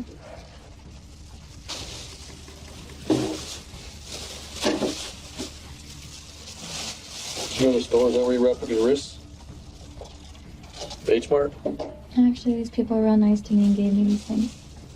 But you bought something, right? They paid for it for me. Who? This Asian lady took pity on me. Came all dirty. She asked me if I was okay, and I cried, and I told her I was trying to call my boyfriend, I could use the phone. She said, you don't have any stuff. I hope you catch her, but I am not her, and when you take that DNA sample out this room, it will prove that I am not her. That's all the evidence you need. If the DNA doesn't match, You don't you even can't need your keep DNA me. to prove anything. Yeah, you do. No, we don't. We don't need I anything. watch Forensic Files. You can't lie to me about That's everything. a TV show, you idiot. So what do you That's mean? a TV show. Do you believe everything they put on TV is real? How stupid are you? I thought it was Honest real. to God. How stupid are you? supposed to be real. You're gonna go off some TV show. You're gonna put your life in the hands of some goofy ass TV show. DNA is everything. Answer my question. Are you gonna put your life in the hands of some TV show? No, Is that what you're gonna bargain your life on? Forensic Files says that you gotta have a DNA match. Yeah. Really?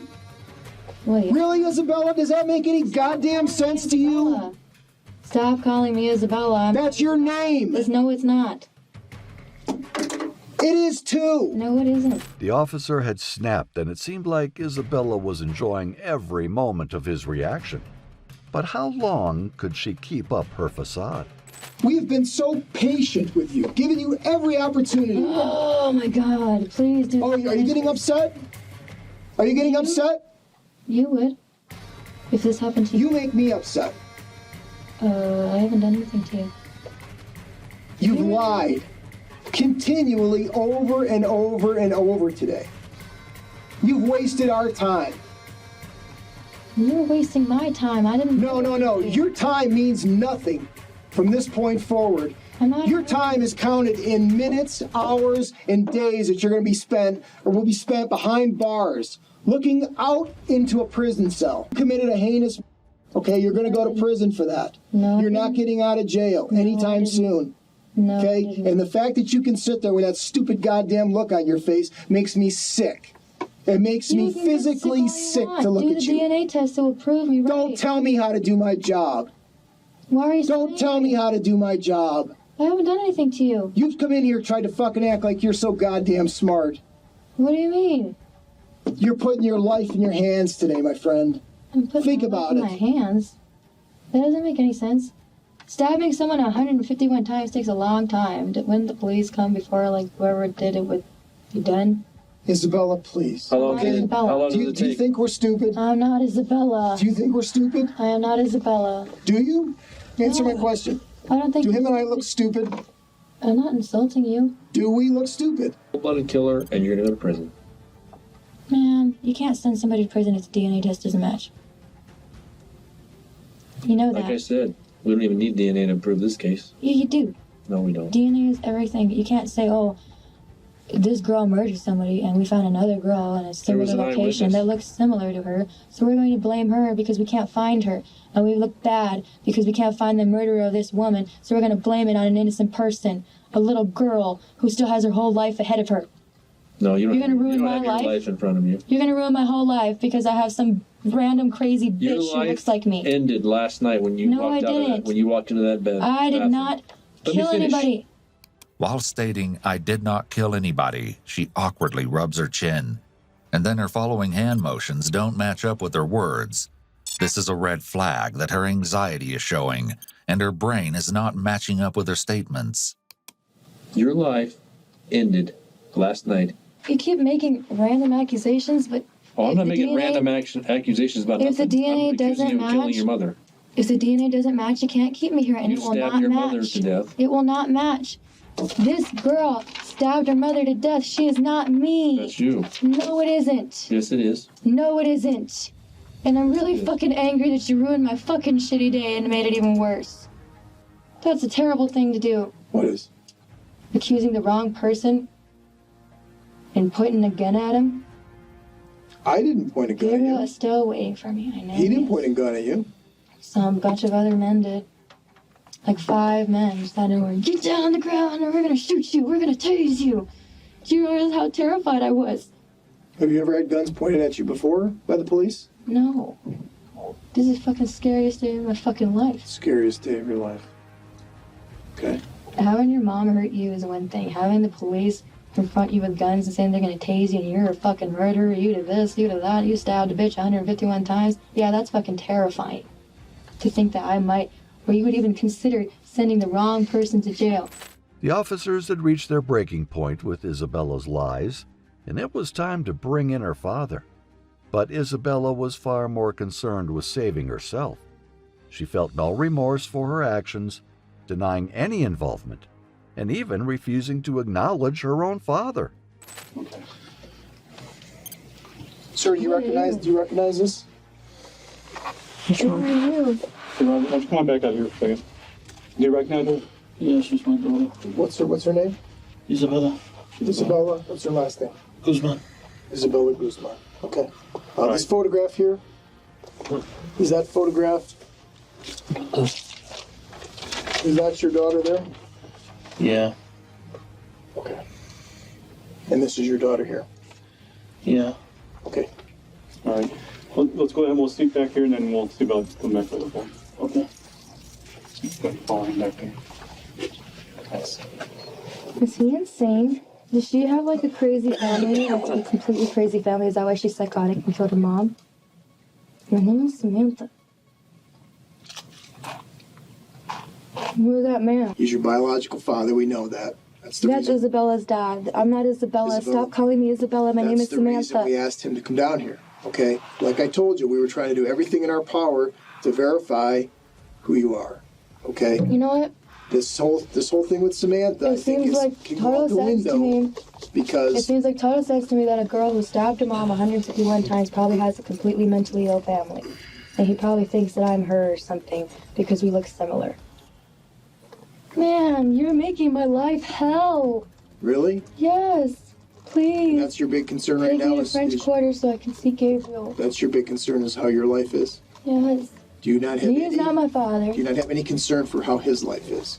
No, who the fuck is he? His fucking problems are not my own. Okay. Do you not have any concern for That's my baby. mother? God, do you know how creepy that is?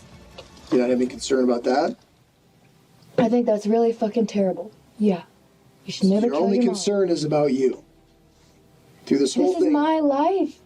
My life. Her life is not connected with mine. Why the fuck do we We've have been to look trying to alike? tell you all along that this is about your life, because this is about your life. This is an opportunity for you to try to make sense, or help us make sense, of what happened last night. What we know is that your father. That's He not my walked into this father. room and he That's not my identified you. father. Ah, this can't be happening to me. No, I'm not going to prison for the rest of my life after this. No, please. Take me back to Gabriel. I think you're going to feel a whole lot better if you just tell us what happened. Who's your father? Amy? No. He's sitting in the next room over here, okay? And he's in tears because he wants to know what the hell is going on with his kid, That's not my problem. That's his. okay? Well, yeah, I guess when you're just a selfish, callous, heartless person like yourself, Why are you you would insulting have me? no feelings whatsoever for your own Why are father. you insulting me? Clearly, you had no feelings for your own mother. Funny thing just happened. Somebody called the police department from the H Mart. Guess what? They got video down there. Guess what's on that video? Me and H Mart because I told you I Yeah, was you there. and H Mart. Because I was there. Okay. What'd you tell those people down there at H Mart happened to you? Then I ran away. No. There's something else. You told them something else about you. No, I didn't. Don't talk into your knees. It's disrespectful. What did you tell them? I told him the same shit I told you. No, you told them something else too. Okay, you know what? I told you the truth about who I am because I have to. You are the police. I'm not required to tell the truth about my life to anyone else. Okay? Let me ask you a question. What? When you went into H Mart today, were you covered in blood? No. Oh, yes, you were. No, I wasn't. You're on the video. You went into H Mart and you told them that somebody tried to sexually assault you. Because I have bleeding hands. They asked what happened to you. Mm-hmm. I have blood all over my hands. Yeah, kind of. I never really got the chance to clean it. I left in such a hurry. They gave me some proper Neosporin and shit. I did tell them something because I needed help. Yes, I'm not blood. But I did not tell them about my family and my mom, okay? Yes, I lied to them, okay? But I have not lied to you. But that's not the story you told us when you sat down here and we asked you about these bags and where you got them and the Yes, circumstances. the clothes are mine. That's not the story you told us. The pads they got for me. And they gave me proper bandages. Yeah, that's I had not some the story you told us, okay? Plain and simple, it's not. You told us something completely different, You're scaring me. didn't you? You told us something completely different.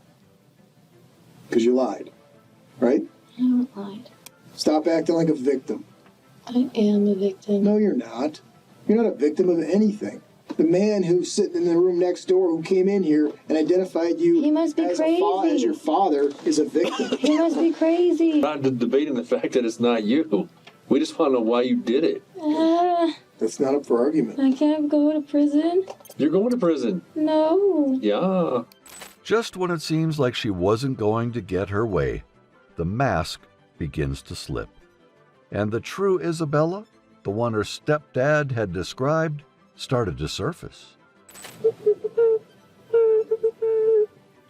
It's going to be dark soon. When the DNA test gonna come back? I don't want to walk around in the dark. You're going to jail. You're not going anywhere. Man, fuck you. Well, that's the way it's going to be. We're going to have the jail nurse come over, have her look at the wounds, and then we'll be able to talk from there. She's probably to go to the hospital. She's probably in that one. Yeah, we're just trying to make You're not going to fucking jail. Yeah. So, I'm sorry? I'm not going to fucking jail unless you fucking Photoshop my fucking eyes. Okay. Just come Do you in. see her fucking face? She has fucking brown eyes. Okay. I fucking hate you fucking people. All you people fucking suck. And that bitch is probably fucking crazy as shit and she's gonna go kill somebody else. At least we can take some happiness in that. Why do you think I was being happy? I'm gonna die, at least you're fucking going down with me. Alrighty. Can you stand up for me? This is for the, we're gonna go over to the hospital and get your hands stitched up, okay? Yeah, that's for the jail. Why? Because we're gonna get your hands stitched up, both of them. Put your hands behind your back. Why? Why are... Ow, ow, ow, that's where I stabbed. Okay, hang on. Just relax. What's taking the fucking DNA test so long? Because it hasn't been 6 to 8 months yet, like I told you. I hate you. I know. I My suck. name is Samantha. She was indeed Isabella, and she was charged with first-degree murder. During her trial, she remained disturbingly unaffected, even smiling as the verdict was read. This case was a shocker, but the next one? It takes crazy to a whole new level. Case number 2, Gregory Ramos. On November 2nd, 2018, Valia County officers rushed to a 911 call about a burglary. The caller was 15-year-old Gregory. He reported that he had just returned from school to find his house in a huge mess. Someone had tried to break in. But what he said next was even more alarming. His mother was missing. Her car was running outside, yet she seemed to have vanished into thin air. The police officers quickly arrived on the scene, but what they uncovered was far more sinister than a simple burglary. Realizing the gravity of the situation, they took Gregory in for questioning to uncover the true extent of the disturbing events that had transpired. A lot. And I really hope she's okay. Have you ever been in trouble with the law before or anything? No, sir. No? Okay. How about trouble in school? Yeah? Mm-hmm. Okay. I think about when it was. Last month, I got ISS and an OSS for a day. What is that, sir? I don't know. My friend smokes cigarettes, and he gave me some to take home with me. I put some in my backpack, and I forgot to take them out. So when I was searched randomly at my school, they were found. And how'd your mom feel about that? She was not happy. But we worked out a solution, which was me going to do community service for my church. Okay. You talk about ups and downs in your mom's relationship, right? So that would probably be one of the downs, I would assume? No, because she was justified in her anger. That was my fault. But previously, my mom has done things that were not justified. You want to tell me about those? All you really need to know is it was just impulse. It wasn't anything serious. Who stayed at your house last night? Who was at my house last night? Yeah. And my mother. Okay. All right. Now, Detective Jones was talking to you, and I was, again, listening. You were at a fair or something yesterday? Yesterday, I was working parking detail for the Orange City Police Explorers. I was helping park cars at the Volusia County Fair. Do you know what time you came home last night? 8:47, maybe? Why so specific? That's just a time I remember, probably from looking at my phone. The thing with the traffic detail ended early. It was supposed to go until 9, but I think it ended a bit early. And so I got home around just closer to 9. So, yeah. Mom was home? Yeah. Okay. And you guys, when you got home, conversation with Mom, ask how your day was, anything? Yeah. How'd that go? Good. Okay. We talked, we ate dinner. What'd you guys have for dinner? I don't remember. You don't remember what you had? No. Must not have been very eventful. No, it was just like every other night. It's strikingly ironic how Gregory recalls the exact timing and minute details of everything else. Yet when it comes to his time with his mother, he can't remember something as simple as the meal he had. His body language, too, is notably tense and closed off, revealing his defensive state of mind. So Mom doesn't make good food? Because there seems to me dinner's never eventful. Is that what you're telling me? I know. Because when I find her and tell her, I'm going to say, listen, Greg says the dinner's uneventful. You think she's going to be upset with me or upset with you when she says that? Maybe. She said she goes off on you for other stuff, so I don't want her to go off on you for that. Fine. Sure. Whatever. It's whatever. How do you deal with it when she goes off on you? I've gotten better at it. You've gotten better at it? I used to get really angry and emotional, but I've kind of realized that's not worth it. Well, that's the only way to deal with it. The worst thing to do would be what, put your hands on her? I would never do something like that. You would never put your hands on your mom? No. And I think I've made that point quite clear to her. We had an argument a couple months ago. Like it was like a long time ago. Mm-hmm. And she sat across the room because she didn't trust me. And I told her I could, yell and scream at you all I want, do the exact same stuff you did to me, but I'd never lay my hands on you. Never. That's just not something I do. Slept good. My alarm was not set. She woke me up around 6:20. I sleep in my clothes. So what you're wearing right now is what you wore to school? No, I changed shirts when I got home. Okay. I was sweaty. This is an odd detail. Why would Gregory even think of changing his shirt when he came home and found his house burglarized and his mother missing? But your pants and shoes are the same? Yes. And your socks? You gotcha? Yeah. Okay. So 6:20 you slept in, okay? Mom came woke you up. Fired up, huh? She wasn't angry. Okay. So tell me what happened. She's like, okay, you gotta get up now. Go brush your teeth and pile in the car. So I grabbed my backpack. I went and brushed my teeth, took out my retainer, kind of messed with my hair a bit, and then I got in the car. So what time do you think you got to school? Honestly, I have no idea. Can't look at your phone? It's probably in the ballpark of like 6:40. Hey, what's up? You got friends at school? Yes. Who'd you talk to? First person you saw at school was who? First person I saw. Mm-hmm. Cat? Yeah. Boy or girl? Female.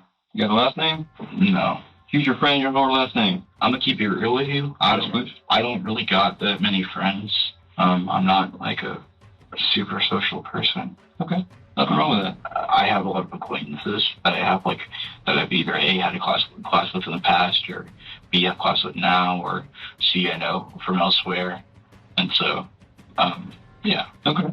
No worries, man. No worries. I get that. What's your first period class, buddy? Biology. Who's that teacher? Mr. Ostowski.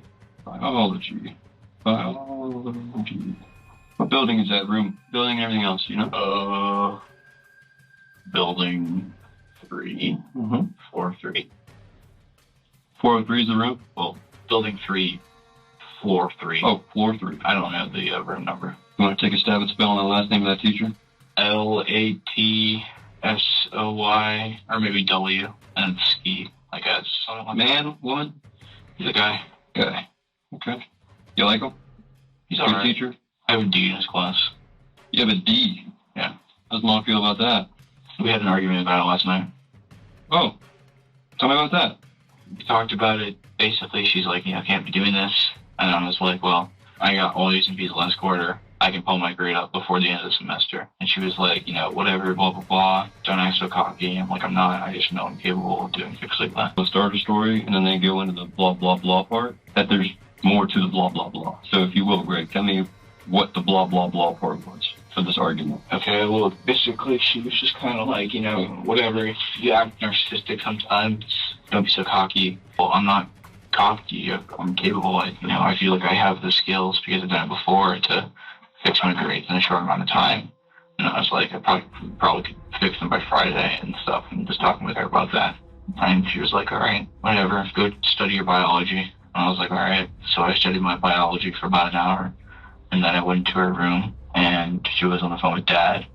I said hi to Dad, and then they hung up, and then I said a prayer with her for a good night, and that our whatever, for our family members, for Grandma, for Uncle Joe, and stuff like that. Gregory was skipping over significant parts of his story, often saying things like blah, blah, blah, and glossing over crucial details.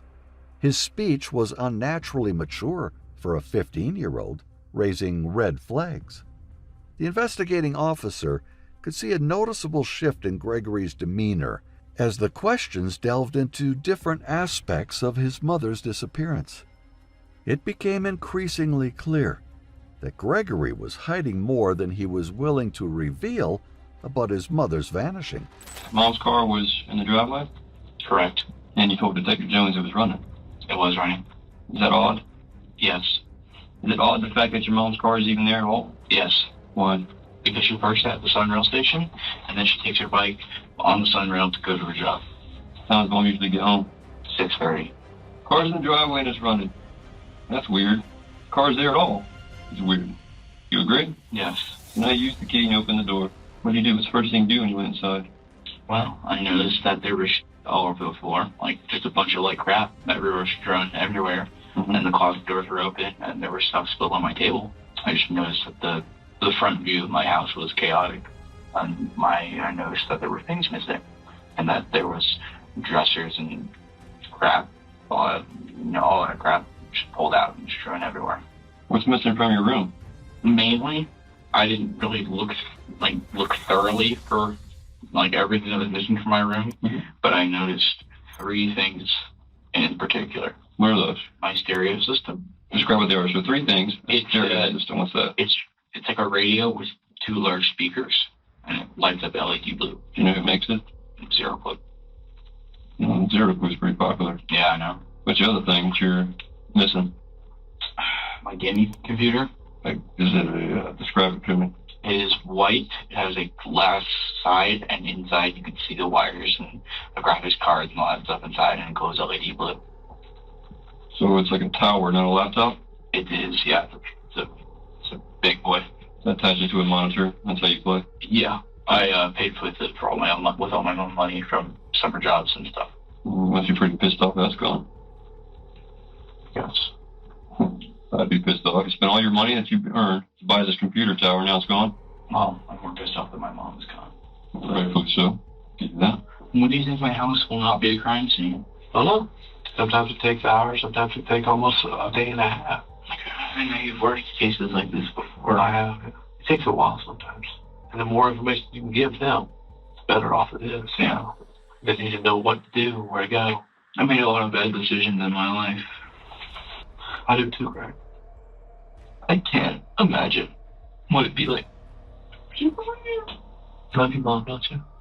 After you guys had your argument with her last night, if she was here right now, what would you say to her? I would just feel like such a dick after every argument we have. It just makes me angry because we don't understand each other because we're different people and we have different opinions, but we love each other.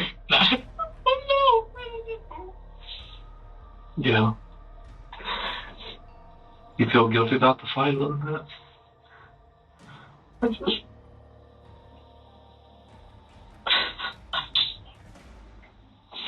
What? I just wish I hope she's safe. Did you say you want her back? Where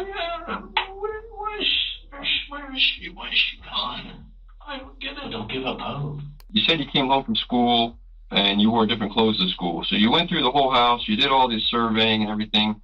At what point did you think it was pertinent to change your clothes? All right, let me tell you. So I was sweating my ass off, right? Mm-hmm. I was really hot, and I told my family, I think I told you this, but I got in the house and I felt sick. I couldn't find my mom. I was freaking out. I was not in a good place. And so I went to my bathroom and I threw up in the toilet. Mm-hmm. And I then proceeded to flush the throw up down. And then I took off my school shirt and then I changed it to a different shirt. I didn't know if there was any throw up on it or not, but I was feeling hot and sweaty and I needed to change the color. Where's the shirt at now? It's in my hamper. Where's that? In my room. Okay. With each answer, the investigating officer was inching closer to uncovering the truth. Gregory's behavior, like taking off his shirt and throwing up, were telltale signs of someone grappling with the weight of a heinous act. The tension in the room was palpable, and it was only a matter of moments before things would take an even darker turn. The marks to your face. And Correct. I want to talk about that a little bit more. Right. All right. When did that happen? Can I ask what relevance this has to the conversation? Everything is relevant. Greg has marks on his face. Is it possible that Greg got in some kind of altercation with his mother? Right? They're going to ask me that. Yeah. Okay. So now I need to explain when you got those marks on your face. All right. Good. When? Yesterday. Yesterday? What time? After school. Where at? Student parking lot. Okay. Who did it? My friend Joe. What's his last name? It starts with an L. You have a class with him? No. He's older than me, but he's what? He's older than me. Older than you. Okay. Joe L. Older. White male, black male, Hispanic male. White. Okay. What grade do you think Joe L. is in? He's a junior. How long have you known him? Year and a half. Okay. Not gonna explain the situation to you because it probably looks like I got my ass beat. Well, go ahead, please. Tell me what happened. All right. So at homecoming, Joe's ex-girlfriend was attempting to grind on me. I don't know if you know what that is. Tell me what it is. It's like when you have well, I was hanging out with my friend, my other friends, right? And they're being grinded on, right? But I don't have a girlfriend, and I'm kind of more focused on other things, and I don't have time for that. And so his ex-girlfriend, Joe's ex-girlfriend, comes to grind on me, and I'm like, I don't really want to do that. And she's like, come on, it'll be fun. And so she did it, and I kind of let her because I wanted to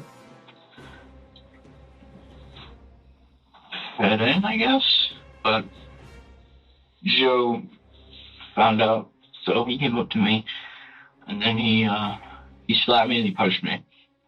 And he goes, dude, what the hell? Why would you do that?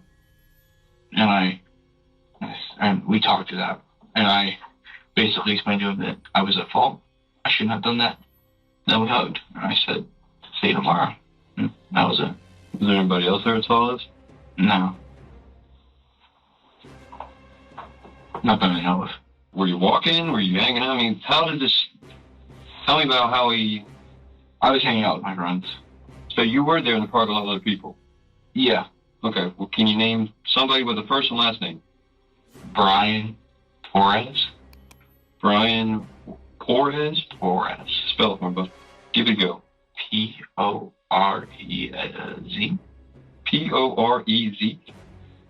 So... Torres, yeah. Okay, what grade is he in? He's a senior. Is he in a class with you? No. While Gregory was busy spinning his web of lies, another officer had been verifying his story with the school. And guess what? His fabricated tales weren't adding up. It was clear that he was lying. Now the time had come to confront him and unravel the truth he was desperately trying to hide. So Brian Torres saw Joe L. punch you in the face. Yeah. In the student parking lot yesterday at University High School. Yes. Okay. You're telling me that what you're telling me is the truth? Yeah. Okay. You're in school all day? Yep, I have no reason to lie.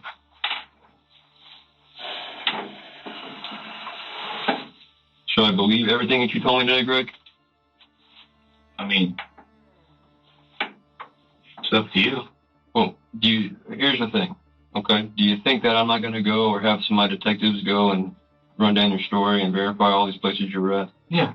And when I do that, what are they going to tell me? That they're going to tell you it's truthful. That you were in... you went to every class today.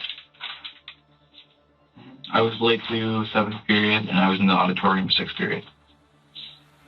I don't think I mentioned that, but... Okay, so you didn't check yourself out of school today at 1:10? No, why? So the school's wrong. What do you mean? So if the school tells me that Greg checked himself out of school today at 1:10 p.m., that's wrong. Yeah, because I was there all day. Okay. So if Mr. Dye tells me you weren't in school today, in his class, he's wrong. No. No, he's not wrong. But I didn't leave the school. So you lied to me. Oh, I didn't leave the school. You asked me about the school. I said no. You lied to me. Period.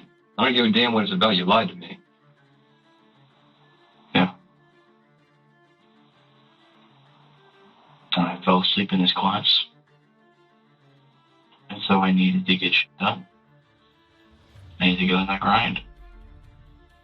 So I skipped into the auditorium 6th and 7th period, and I sat down and I took that time and I did my bio homework and the stuff I need to do for bio, because I'm missing a frick ton a lot of assignments in there. I think I'm missing 6. Those need to be done. Because I would show up absent for both of those classes. You can't check yourself out. And I acknowledge that. I don't make the best decisions. But if something serious as this, or my mom is missing, I need you to, not have a bad opinion of me. My opinion of you, Greg, is whatever you tell me. My job is not here to make judgments, good, bad, or indifferent. You got in an argument with your mom for whatever reason. I guess it was the biology thing, right? Because I know she told your dad. Yeah. That you guys got in an argument about it. If I were to say that you went to school and then you came home, somehow you got home. I'm not sure how you got home, but you checked yourself out. Now again, give me some credit here. You checked yourself out, or you left school. Checking out. You just left. Somehow you got home. You get home, something happens to your mom, or you and your mom got into hands-on, you did something to your mom. Wouldn't that be far-fetched? What do you mean? You killed your mom. This question was yet another tactic to gauge just how much information the officers had on him. Gregory's response didn't seem like that of an innocent 15-year-old. It was calculated, almost as if he was testing the waters. His reaction was far too composed for someone who should have been in shock, raising further suspicions. You told me Joel is the one that punched you in the face, but before you didn't say shit about it. You didn't ask. I did ask. I said, who was there? I don't know. Oh, maybe my friend was there. Your credibility with me, Greg, sometimes is up and down. So again, when I ask you, would it be far-fetched if you came home today and killed your mother? Yeah. You did kill your mother? No. Would it be far-fetched? Yeah. What? So I'm never doing something like that. But she sent you. I know she sent you. Have you? Yes. Okay. I have. I was assaulted. I reported it to the police. They did nothing. Okay. So, the only person that was really there for me were my parents, and specifically my mom. My mom was the one who helped me through that dark time in my life. I felt I attempted to more than once, more than 3 times. She never put me in all facts. She never called the cops. She never did any of that. She helped me through that time in my life where I was in a bad place, and she saved me from myself. I love my mom more than anything. And she sat me across the room and she said, I'm scared of you. And I said, why? She's like, what if you lay your hands on me? And I said, I would never do that, because I would never do that. That's not something I would do. That's not something I would ever do. I would never lay my hands on my mother. I went to sleep. But I didn't really go to sleep. I just kind of went into my room and turned off the lights. I'm not allowed to have my phone in my room due to something we'll discuss soon. So I go at 11. No, wasn't 11. I waited until 12:30 until I went to my mom's room and got my phone. And we drove to this church, and there's a fire pit in the back. And so me and my friends smoked a bit there, drank there. I popped an LSD tab, so did my other friends. Just kind of chilled there, and we would go back and forth between my house to get more money, to go to 7-Eleven or other places and get food or drinks or snacks in general. So we traveled a lot between this fire pit and my house, in which case afterwards, and then it was like my house, I was wearing black boots and jeans and a gray t-shirt, and I got out of my house and I started getting ready for school. Put my bio textbook in my backpack, just started getting ready, etc., etc., etc. We walked off campus, stopped to go to the back of the woods. It's not really necessary detail, but that is what happened. And piled in my friend's car, and we drove to my house. We picked up some more money. Then we drove to the fire pit again, and we smoked more cigarettes there, talked. One of my friends, this is the same kid that was suicidal, and I snuck out of the night for him, but I didn't just sneak out. I stole my mom's car like I did Thursday night, and I had driven over to his house, and I had talked to him stuff. And so this is one of the kids, and so we were just talking about life problems and how to deal with them and just all this shit. At your house, Well, I told you they dropped me off at right here, Winn-Dixie? Or no, where the hell are you talking about? Where's that place they said they dropped you? This is High Banks. So they dropped me off here, and I walked the rest of the distance. So it's not possible that Dylan and Brian came to your house after they dropped you off, stole your shit, and killed your mom. Is that possible? Well, I'd see them drive past me. Okay. Well, I have to ask because, again, I'm trying to figure out what the hell happened to your mom. They're definitely accounted for because I saw them throughout the school day, and so if whatever happened to my mom, I don't even know what the fuck happened, but whatever happened to my mom, it happened during the school day, obviously, because when I got home, she wasn't there and the house was ransacked, so obviously something, whatever. I want you to understand the magnitude of it. Okay. So earlier in our conversation, I've been very transparent with you. I've told you some of our tactics and things that we're going to do. I told you that we're going to verify your story, right? Yes. Okay. So one aspect of your story, obviously, is a rundown Brian and Dylan, okay, who you said you were with last night, and here you were with today, okay? Correct. So think carefully about this. Okay. What do you think Dylan or Brian is going to say? Like about me? Yes. Well, they're probably going to act like they don't know me, or they'll verify everything I've said. Why would they act as they don't know you? They don't want to get involved. Involved in what? Like, involved with my problems, I guess. I don't know. Point of the matter is, yeah, if you go run them down whenever you do that, whenever you want to do it. Like right now we're doing it. Oh, you are? Yeah. Yeah, they'll verify my story. They're going to do what? They'll verify what I'm saying. Which is that you have nothing to do with the murder of your mother. My mom was murdered? What do you think? I don't know. I didn't think she was murdered. That's quite a response coming from a teenager who had supposedly just lost his mother. For someone who was apparently so concerned earlier, his demeanor now seemed eerily detached, almost as if the gravity of his mother's murder was nothing. Meanwhile, the cops started investigating Gregory's claims of being with his friends. After talking to the other boys, it turned out that Greg was lying again. But would this new information finally make him confess?